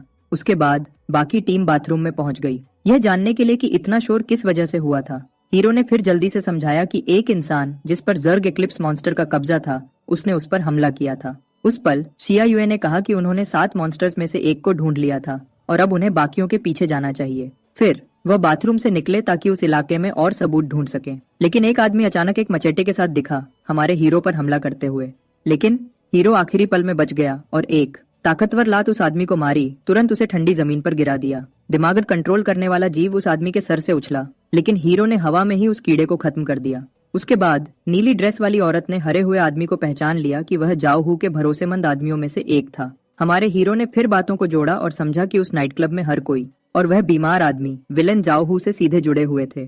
फिर सीन जाओ के ऑफिस में बदल गया। वहाँ हमने उस तगड़े आदमी को शांति से एक स्टूडेंट को पढ़ाते हुए देखा। अचानक किसी ने गुस्से में दरवाजा खोला और हमने देखा कि वह अमर यी फैन था जो जवाब मांगने आया था। तुरंत उसने उस बड़े आदमी पर भ्रष्टाचार का इल्जाम लगाना शुरू किया और शहर के जागे हुए स्टूडेंट्स को कंट्रोल करने के लिए कीड़ों का इस्तेमाल करने का। बूढ़े जाओहू ने फिर ठंडे तरीके से कहा कि यी फैन की पत्नी मर चुकी थी और उसे तमाशा करने के बजाय चुप रहना चाहिए। लेकिन यी फैन से एक बुरी शक्ति निकलने लगी और उसने कहा कि यह सब उस तगड़े आदमी की गलती थी और वह यहाँ सब कुछ एक बार में ठीक करने आया था। चाहू ने बात पलटने की कोशिश की, कहते हुए कि औरत की मौत बस बुरी किस्मत थी, और पूछा कि क्या अमर आदमी को मदद आने का डर नहीं था। उस पल कई गुंडों ने अमर आदमी को घेर लिया। फिर उस बूढ़े आदमी ने नकली मुस्कान के साथ कहा कि उस लड़के ने उस पर पहले हमला किया था। इस वजह से सारे गुंडों ने उस आदमी पर पीछे से हमला करने की कोशिश की, अपनी ज्यादा संख्या का फायदा उठाते हुए उसे खत्म करने के लिए। अमर आदमी ने लड़ने के लिए अपनी शक्ति भी चालू कर दी, लेकिन उसके कुछ करने से पहले हीरो हानजोन आ गया, दरवाजे पर सबको गिराते हुए। सब उसके आने से हैरान थे और हीरो ने किसी को भी जो भागना चाहता था जल्दी से भागने को कहा, क्योंकि यह मामला उसका अपना था। लेकिन गुंडों ने चेतावनी को नजरअंदाज किया और अलग अलग हथियारों के साथ हमारे हीरो पर टूट पड़े, उसे मारने के इरादे से। हीरो इस बात से खुश लगा और कई मुक्के और कोहनी के वार किए, गुंडों को एक एक करके गिराते हुए। पल भर में सारे गुंडे जमीन पर पड़े थे और अमर आदमी हमारे हीरो के बेहतर लड़ने के तरीके से हैरान था। गड़बड़ का फायदा उठाते हुए जाओ हू ने भागने की कोशिश की, लेकिन वह लड़का बहुत तेज था और कुछ ही सेकंड्स में उस तक पहुंच गया। बिना किसी रहम के हान जान ने विलेन की छाती पर एक ताकतवर वार किया, उस भ्रष्ट बूढ़े आदमी को जमीन पर गिराते हुए। जब वह बेजान होकर गिरा तो जाओ हू के सर से एक कंट्रोल करने वाला कीड़ा निकला और इस सारी गड़बड़ से भागने की कोशिश की, लेकिन हमारे हीरो ने उस जीव का रास्ता पहले ही समझ लिया और एक ही मुक्के से उसे खत्म कर दिया, बाद में समझते हुए कि यह अभी तक मॉन्स्टर्स की मां नहीं थी। लेकिन ठीक उसी पल कई शहर के गार्ड ऑफिस में पहुंचे और देखा कि कैप्टन जाओहू मर चुका था, जिससे वह सब गुस्से में आ गए। फिर सीन शहर के मेयर के ऑफिस में बदल गया, जहां सेक्रेटरी उससे कुछ कागजात पर दस्तखत करने को कह रही थी, और जब उसने जवाब देने के लिए पलटा तो हमने देखा कि जर्ग इक्लिप्स मॉन्स्टर्स की मां उसके दिमाग को पूरी तरह कंट्रोल कर रही थी। फिर हमने सिर्फ उस बेचारी औरत की चीखें सुनी जिस पर पॉलिटिशियन के शरीर को कंट्रोल करने वाले मॉन्स्टर ने हमला किया था। सीन हमारे हीरोज पर वापस आया। हान जॉन ने फिर नीली ड्रेस वाली औरत को तुरंत अपने मास्टर से कांटेक्ट करने को कहा, और जब सीआईयूए ने कहने की कोशिश की कि वह उसका साथ नहीं छोड़ेगी, उस लड़के ने उसका हाथ पकड़ा और उसे और ज्यादा सख्ती से दोबारा जाने को कहा। हमने फिर देखा कि वह बीमार मेयर ऑर्डर्स दे रहा था कि गार्ड्स हमारे हीरो के स्क्वाड को पूरे शहर में ढूंढें। फिर उस पॉलिटिशियन ने एक बुरी शक्ल बनाई और कहा कि उसने उम्मीद नहीं की थी कि हमारे हीरोज इतनी आसानी से उसके जाल में फंस जाएंगे। हम अपने हीरो पर वापस आते हैं जो बिल्डिंग से निकल रहा था ताकि बाकी टीम से दूर रहे और अकेला पकड़ा जाए, अपने दोस्तों को बचाते हुए। जैसे ही वह बिल्डिंग से बाहर निकला, हमने एक बूढ़े आदमी को हॉवरबोर्ड पर उड़ते हुए देखा, कहते हुए कि उस लड़के को पकड़ा जा रहा था। उस रहस्यमयी बूढ़े ने किसी तरह की दबाव शक्ति का इस्तेमाल किया हमारे हीरो को तुरंत सरेंडर करने पर मजबूर करने के लिए। फिर कहानी ने हमें हीरो के मास्टर को दिखाया। ली शुतोंग किसी को अंधेरे में छुपा हुआ बता रहा था कि उन्हें जल्दी ही सामने आना चाहिए। वह रहस्यमयी शक्ल फिर दिखाई दी और कहा कि मास्टर को चिंता नहीं लग रही थी, जबकि उनके चेले की जान बड़े खतरे में थी। प्रोफेसर से एक भयानक शक्ति निकलने लगी और उसने पूछा कि क्या उन्हें सच में कुछ इतना बड़ा करना पड़ेगा, लेकिन वह हुडेड शक्ल बोली कि उसे डर नहीं था, क्योंकि हवर बोर्ड पर वह बूढ़ा आदमी तो कहानी के असली विलेन का बस एक क्लोन था। मास्टर ली शुतोंग फिर हंसा और मान लिया कि वह अब कुछ नहीं कर सकता था। जब वह हुडेड शक्ल अंधेरे में गायब हो गई, उसने कहा कि उसके पास अभी भी कुछ चालें बची हैं। फिर उसका साथी लिन जिंगशुएन दिखा और पूछा कि क्या उसे हान जान की मदद करनी चाहिए, लेकिन मास्टर ने जवाब दिया कि उसने सब कुछ पहले ही प्लान कर लिया था। सीन हमारे हीरो पर बदल गया, जो एक कुर्सी से बंधा हुआ था। फिर वह उड़ने वाला बूढ़ा आदमी आया और पूछा कि क्या वह अपना जुर्म कबूल करना चाहता है, लेकिन हीरो ने साफ मना कर दिया कि उसने कोई जुर्म नहीं किया, जिससे उस बूढ़े आदमी ने उसे जोर से मुक्का मारा। विलन ने आगे कहा कि उस लड़के के पास सिर्फ 2 रास्ते थे, उनके साथ मिल जाओ या जिंदगी के खेल से हमेशा के लिए बाहर हो जाओ। हीरो ने फिर पूछा कि क्या वह आदमी और उसकी ऑर्गेनाइजेशन दिमाग कंट्रोल करने वाले जर्ग्स के जिम्मेदार थे। बूढ़े आदमी ने शक्र को पक्का किया और गर्व से कहा कि वह जर्ग्स उनके गुप्त हथियारों में सबसे ताकतवर थे। यह सुनकर हान जॉन ने बिना सोचे समझे दोनों रास्ते मना कर दिए, कहते हुए कि वह सब कुछ अपने तरीके से करेगा। अगले दिन हमने अपने हीरो को बंधा हुआ फांसी के तख्ते की तरफ जाते हुए देखा, जबकि एक आवाज उसके दुख भरे अंत का ऐलान कर रही थी। अनाउंसर, जो मेयर के बगल में था, ने कहा कि सब कुछ तैयार था। मेयर ने पूछा कि क्या हानजोंग की टीम को पहले ही पकड़ लिया गया था। जब उस आदमी ने नहीं कहना शुरू किया तो मेयर ने उसे बदतमीजी से बीच में ही रोक दिया, उसे जाने को कहते हुए। बैठा हुआ मेयर सोचने लगा कि क्यों अंत के इतने करीब होने पर भी हीरो इतना शांत था। भीड़ में कई देखने वालों ने हान जान को पहचान लिया उस खास लड़के के रूप में जो एकेडमी में एसएसएस लेवल के साथ जागा था, लेकिन इस पल मेयर खुद स्टेज पर आया, जिससे भीड़ में लोग काफी हैरान हो गए। फिर उसने ऐलान किया कि एक जीनियस को ऊपर भेजा जाएगा, लेकिन वह इस अंजाम का हकदार था क्योंकि उसने मासूम लोगों को नुकसान पहुंचाया था। मेयर झूठ बोलता रहा, कहते हुए कि हीरो ने मॉन्स्टर्स के साथ मिलकर शहर की शांति खत्म करने की साजिश की थी। फिर पूरी जनता मेयर का साथ देने लगी और अब चाहती थी कि वह लड़का उन गुनाहों की सजा भुगते जो उसने किए ही नहीं थे। उस पल मेयर मुस्कुराया और जिम्मेदार आदमी को आखिरी फांसी के मशीन को चालू करने का ऑर्डर दिया। जल्दी से मशीन चालू हो गई और तलवार हीरो की गर्दन की तरफ खतरनाक तरीके से नीचे आने लगी, लेकिन आखिरी पल में किसी ने एक बटन दबाया जिसने मशीन को रोक दिया और हमारे हीरो की जान बचाई। फिर हमने शांग सिटिंग को देखा। वह औरत जिसे हान जान ने रेगिस्तान में बचाया था अपने सिपाहियों के साथ भीड़ के बीच में दिखाई दी। मेयर ने गुस्से में पूछा कि मर्चेंट गिल्ड उस शहर के अंदरूनी मामले में क्यों दखल दे रहा था। उसके बाद हानजोन का पूरा स्क्वाड भीड़ के बीच में दिखा, अपने दोस्त को बचाने के लिए तैयार। फिर सीन दोबारा मास्टर ली सुतोंग पर बदल गया, जो अंधेरे में छुपी हुई शक्ल से बात कर रहा था। जब अंधेरे में छुपी हुई शक्ल ने कहा कि वह सारा ड्रामा खत्म हो गया था, तो मास्टर बस भरोसे से मुस्कुराया। वह परछाई फिर गायब हो गई और किसी ने मास्टर के सेल फोन पर बात करना शुरू किया, कहते हुए कि उन्हें दुश्मन ऑर्गेनाइजेशन का नेता नहीं मिला था। लेकिन जब ली शुतोंग ने सबूत के बारे में पूछा, फोन पर उस आदमी ने कहा कि उसने ब्रेकिंग डाउन नाम की एक ऑर्गेनाइजेशन ढूंढी थी। सीन हमारे हीरोज पर वापस आता है। उनके आसपास की भीड़ हैरान थी कि किसी ने फांसी को रोक दिया था। शांगची तिंग ने फिर सभी मौजूद लोगों को ऐलान किया कि यह मेयर द्वारा बनाया गया एक बड़ा प्लान था। वह सबको सुनाने के लिए चिल्लाई कि हान जॉन एक असली हीरो था, न कि एक विलेन जैसा वह कह रहे थे। उस पल हम अपने आजाद हीरो को तेज रफ्तार से अपने हथियार के साथ चलते हुए देखते हैं, ऐलान करते हुए कि वह इंसानियत की भलाई के लिए लड़ता है। फिर एक बड़ी स्क्रीन पर हान जॉन को अलग अलग मॉन्स्टर्स को हराते हुए दिखाया गया और जब भीड़ ये देखती है तो वह बहुत प्रभावित होती है। लेकिन वह उड़ने वाला बूढ़ा आदमी आता है जिससे बहुत शक्ति निकल रही थी और तुरंत अपनी गरजदार आवाज से सबको चुप करा देता है। हीरो का स्क्वाड उस रहस्यमयी आदमी की डरावनी शक्ति से डर जाता है और सोचता है कि वह कौन है। उस पल बूढ़ा आदमी ऐलान करता है कि हान जॉन को मारना उसकी कंपनी का मिशन है और कोई उन्हें रोक नहीं पाएगा। अपनी शक्तियों का इस्तेमाल करते हुए बूढ़ा आदमी आसमान से एक बड़ा हाथ बुलाता है हमारे हीरो को कुचलने की कोशिश करने के लिए, लेकिन उसके अपने निशाने तक पहुंचने से पहले किसी चीज ने उस बड़े हाथ पर वार किया और वह हवा में फट गया। बूढ़ा आदमी हैरान हो गया, लेकिन उसके कुछ करने से पहले एक रहस्यमयी गोली उसे सीधे लगी और उसे जमीन पर गिरा दिया। भीड़ यह सब देखकर उलझन में थी। लेकिन शांग सिटिंग ने एक बिल्डिंग की छत पर एक रहस्यमयी शक्ल को देखा जो जल्दी से भाग गया। तुरंत बाद मेयर लाल शक्ति से घिरा हुआ हान जान पर हमला करने की कोशिश करता है। हीरो कहता है कि यह गड़बड़ असल में उसके मास्टर का बनाया हुआ प्लान है, फिर लड़ने की तैयारी करता है। एक ताकतवर मुक्का हमारे हीरो की तरफ आता है, लेकिन वह आखिरी पल में उससे बच निकलता है। मेयर लड़के की रफ्तार से हैरान हो जाता है, लेकिन उसके कुछ करने से पहले हमारा यंग हीरो उसके ठीक पीछे था, पलटवार की तैयारी करते हुए। हान जोंग दुश्मन के चेहरे पर वार करता है और मेयर जमीन पर गिर जाता है, जिससे एक बड़ा धमाका होता है। पॉलिटिशियन जल्दी से हार गया, लेकिन फिर मदर इक्लिप्स जर्ग उसके माथे से उछलती है, भागने की कोशिश करते हुए, लेकिन हीरो उस जीव को हवा में ही पकड़ लेता है और आसानी से अपने हाथों से उसे कुचल देता है। उसने फिर मॉन्स्टर के बचे हुए हिस्से भीड़ को दिखाए और समझाया कि असल में वह इंसानियत को जर्ग से बचा रहा था जो समाज में घुस गए थे।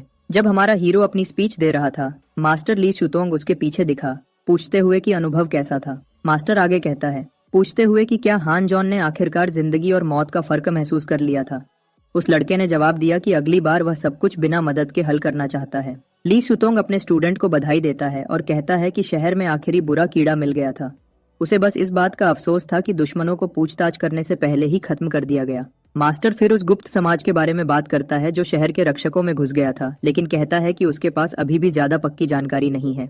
उस पल अमर यी फैन दिखता है और ग्रुप को बताता है कि लाल बालों वाली लड़की का शरीर होंगिंग वे आखिरकार मिल गया है। इस बात से हानजान बहुत दुखी हो जाता है। जब वह पूछता है कि उसे कहाँ ढूंढा, तो अमर आदमी जवाब देता है कि कई लोगों के शरीर समुंदर में बीच के पास मिले थे। हम समुंदर में कई ताबूत तैरते हुए देखते हैं और उनमें से एक के अंदर लाल बालों वाली लड़की बेजान पड़ी है, लेकिन उसके साथ कुछ बुरा होने लगता है। लड़की का चेहरा बदलने और काला पड़ने लगता है। फिर उसकी आंखें खुलती हैं और एक जीव उसके मुंह से बाहर निकलने लगता है। इस सारी गड़बड़ के कुछ देर बाद हम अपने सभी हीरोज को शांति से साथ में लंच करते हुए देखते हैं। वह कहते हैं कि टीम के सभी सदस्य सिस्टम में लेवल 3 पर पहुंच गए हैं। हीरो कहता है कि ली लिंगजन भी उनके बराबर आ गई थी और लेवल 3 तक इवॉल्व हो गई थी और सिया युवे ने कई नई और काम की स्किल्स सीखी थी। शांग सिटिंग फिर हानजान के साथ कॉन्ट्रैक्ट करने की पेशकश करती है, लेकिन वह नम्रता से मना कर देता है, कहते हुए कि वह सिर्फ उन आत्माओं के साथ कॉन्ट्रैक्ट करता है जिनमें देवता की शक्ति होती है, ताकि वह इवॉल्व हो सके। मास्टर ली शुतोंग पूछता है कि हान जॉन के क्या प्लान्स हैं, अब जबकि वह शहरों के अंदर लड़कर जितना हो सके उतना इवॉल्व हो चुका है।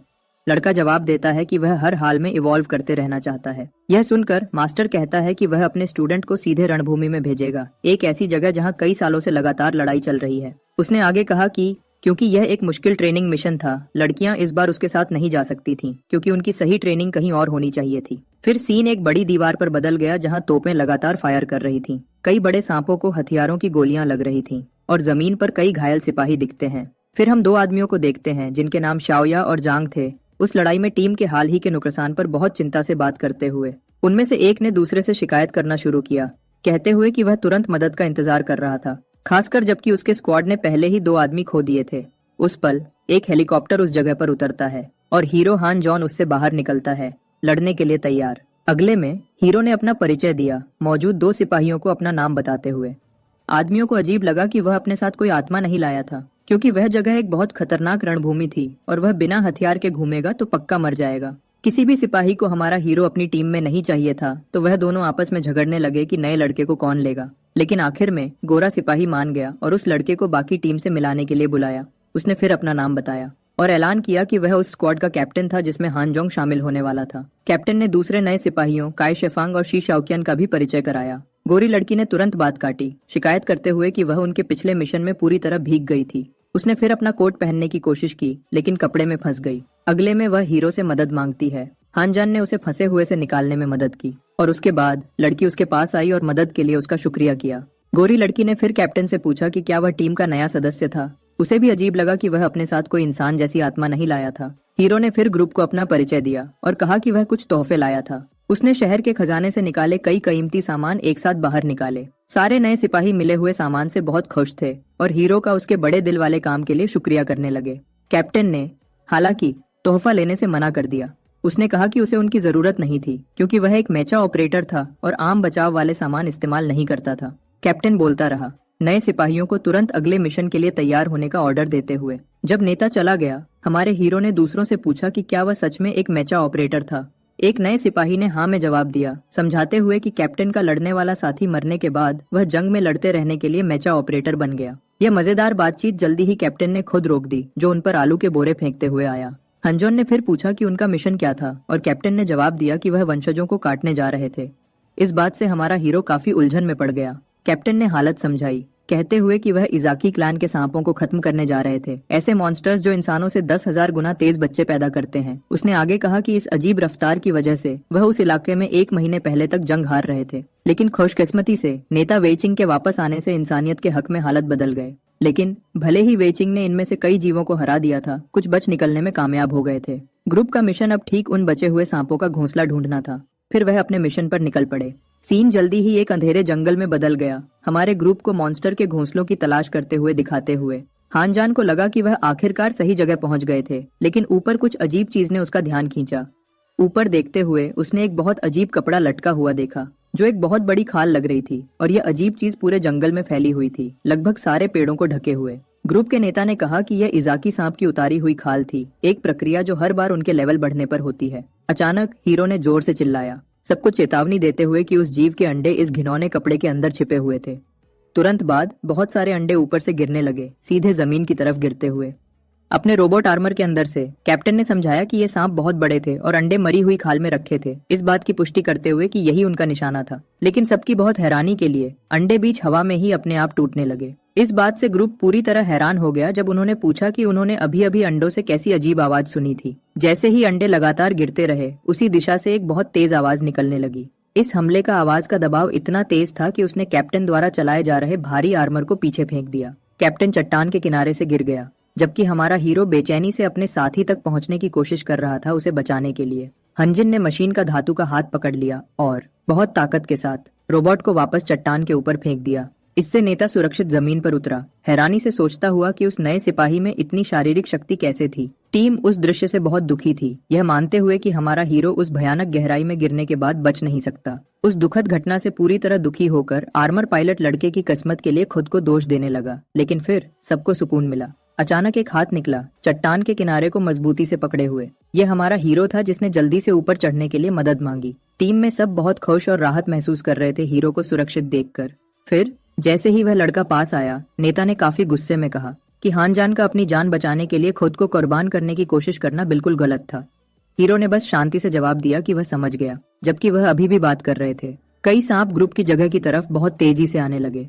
हंजन ने समझा कि ये नए पैदा हुए इजाकी क्लैन के सांप थे और कैप्टन ने तुरंत सबको बहुत सावधान रहने का ऑर्डर दिया। बाल वाला नया सिपाही और गोरी लड़की साफ डर गए थे हर तरफ से दिखने वाले इतने सारे छोटे सांपों की संख्या से। मॉन्स्टर्स फिर ग्रुप की तरफ सीधे हमला करने लगे और नेता ने अपने आर्मर की ताकत का इस्तेमाल करते हुए सीधे उस जानवर का सामना किया। गोरी लड़की उस दृश्य से डरकर बोली कि इतने बड़े संख्या में सांपों के साथ उनका जिंदा बच निकलना बिल्कुल नामुमकिन था। उस तनाव भरे पल में हीरो ने अपनी खास अंगूठी चालू की। पूरे ग्रुप के चारों तरफ एक बड़ा सुरक्षात्मक शक्ति का घेरा बनाते हुए सांप रुक गए और बस सुरक्षित ग्रुप को उलझन में देखते रहे, हमला करने के मौके का सब्र से इंतजार करते हुए। कैप्टन भी उन सब खड़े सांपों से काफी उलझन में लगा जो बस उनकी हरकतों को देख रहे थे। हमारे हीरो ने फिर पूछा कि कैप्टन किस बात का इंतजार कर रहा था अपने आर्मर के हथियारों का इस्तेमाल करके उन सांपों को जलाने के लिए। यह सुनकर कैप्टन ने जवाब दिया और मेचा के फ्लेम थ्रोवर का इस्तेमाल करके सारे सांपों को जलाना और खत्म करना शुरू किया। मौजूद हर कोई मशीन की तबाहकुन आग की शक्ति से पूरी तरह प्रभावित था और हानजान को पहले उनकी जान बचाने के लिए बधाई दी। जब कैप्टन ने आखिरकार सारे जानवरों को जलाकर खत्म कर दिया, उसने कहा कि वह लड़का बिल्कुल भी घमंडी नहीं था, दूसरे अमीर लोगों के जैसा नहीं। लेकिन जल्दी ही रोबोट की स्क्रीन पर एक रेड अलर्ट दिखा। इस बात से हानजान को जिज्ञासा हुई और उसने पूछा कि अभी क्या हुआ था। कैप्टन ने जवाब दिया कि दूसरी टीम के घोंसलों को खत्म करने के मिशन बिल्कुल भी ठीक नहीं चले थे। उसने आगे कहा कि अगर हीरोज की मदद न होती तो वह भी पक्का फेल हो जाते।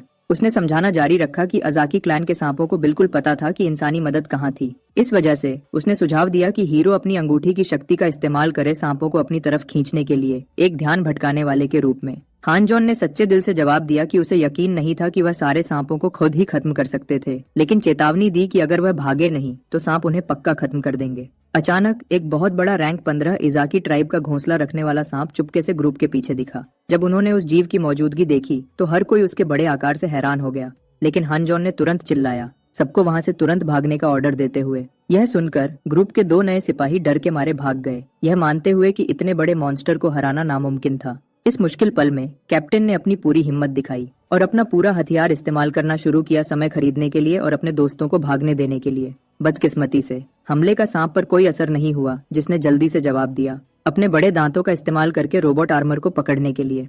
तुरंत बाद उस बड़े मॉन्स्टर ने कैप्टन के रोबोट को बहुत ताकत से कुचल दिया। थोड़े से फर्क से कैप्टन मशीन के अंदर से जिंदा बच निकलने में कामयाब हो गया, लेकिन वह बहुत ऊंचाई से तेज रफ्तार से गिर गया। उसके बाद मॉन्स्टर ने अपना ध्यान दो भागते हुए नए सिपाहियों पर लगाया।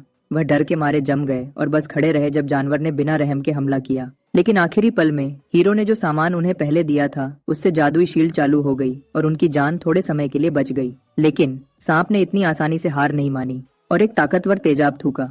हमले ने जादुई सुरक्षा को पिघला दिया और दोनों साथियों को पूरी तरह से खत्म कर दिया। हमारा हीरो हान जॉन अपने साथियों की मौत देखकर बहुत गुस्से में आ गया और उस मॉन्स्टर को एक डरावनी नफरत भरी नजर से घूरा। उस पल वह जीव जोर से हमला करने के लिए दौड़ा और उस पर हमला करने की कोशिश की, लेकिन वह लड़का आखिरी पल में बाल बाल बच गया। यह देखकर कि हालत बहुत मुश्किल हो गई थी, हान जॉन ने अपनी जादुई तलवार बुलाई और खुद को बचाने के लिए एक तूफान बनाना शुरू किया। सांप ने उस लड़के की चालाकी को देखा और हीरो पर एक जहरीला तीर फेंका, उसे तुरंत जमीन पर गिराते हुए। जबकि वह अभी भी गिरा हुआ और कमजोर था, सांप ने अचानक हमला करने का मौका पकड़ लिया और हंजन को पूरा निगलने की कोशिश की। सांप उससे निगल पाता उससे पहले एक बड़ा चमकदार हमला आसमान से नीचे आया और उस जीव के सर पर सीधे लगा, जिससे वह पूरी तरह बेजान होकर जमीन पर गिर गया। तुरंत बाद नीली ड्रेस में एक रहस्यमयी औरत जिसका नाम गोंगयांग जिन था उस जगह पर दिखाई दी और शांति से हीरो का स्वागत किया। उसने कहा कि हानजान बहुत असरदार था और उसके टाइप का भी था, लेकिन चेतावनी दी कि वह बिल्कुल वैसी नहीं थी जैसा वह लड़का सोच रहा था। उसने समझाया कि वह सीधे एक्साइल्ड डिस्ट्रिक्ट से आई थी, जिसे पूरी दुनिया में सबसे खतरनाक जगहों में से एक माना जाता है।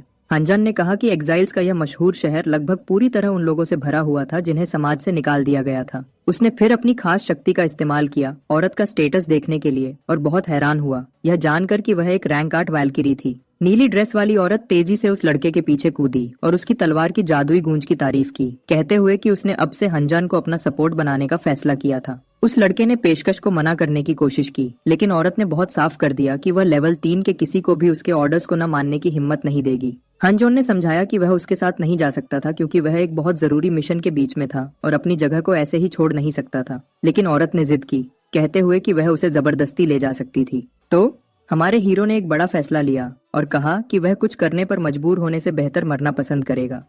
उस खूबसूरत योद्धा ने फिर समझा कि वह बहुत गंभीर था और पूछा कि उसे क्या करना होगा उसे अपने साथ चलने के लिए मनाने के लिए।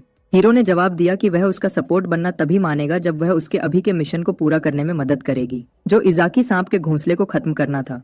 यह शर्त सुनकर उस ताकतवर योद्धा ने बिना सोचे समझे हाँ कर दी, उस लड़के की मदद के लिए, अपनी शक्ति देने के लिए। हीरो ने इलाके के नक्शे पर कुछ खास जगहों को बताना शुरू किया जहां वह बचे हुए सांपों को ढूंढकर काम खत्म कर सकते थे। औरत को मॉन्स्टर्स की बिल्कुल भी चिंता नहीं लगी, लेकिन फिर उसकी पीठ से एक अजीब और बहुत गहरा धुआं निकलने लगा। यह परछाई एक डरावने मॉन्स्टर में बदलने लगी और योद्धा के शरीर पर पूरा कब्जा कर लिया। तलवार के अंदर की आत्मा ने हीरो को भगाने की कोशिश की, लेकिन मॉन्स्टर ने औरत पर पूरा कब्जा कर लिया और वह जोर से आगे बढ़ी उस लड़के को मारने की कोशिश करने के लिए। तेजी से हंजान ने अपनी जादुई तलवार दोबारा बुलाई और एक बड़ी शुद्ध करने वाली शक्ति छोड़ दी, उस लड़की को उस अंधेरे मॉन्स्टर के बंधनों से आजाद करते हुए।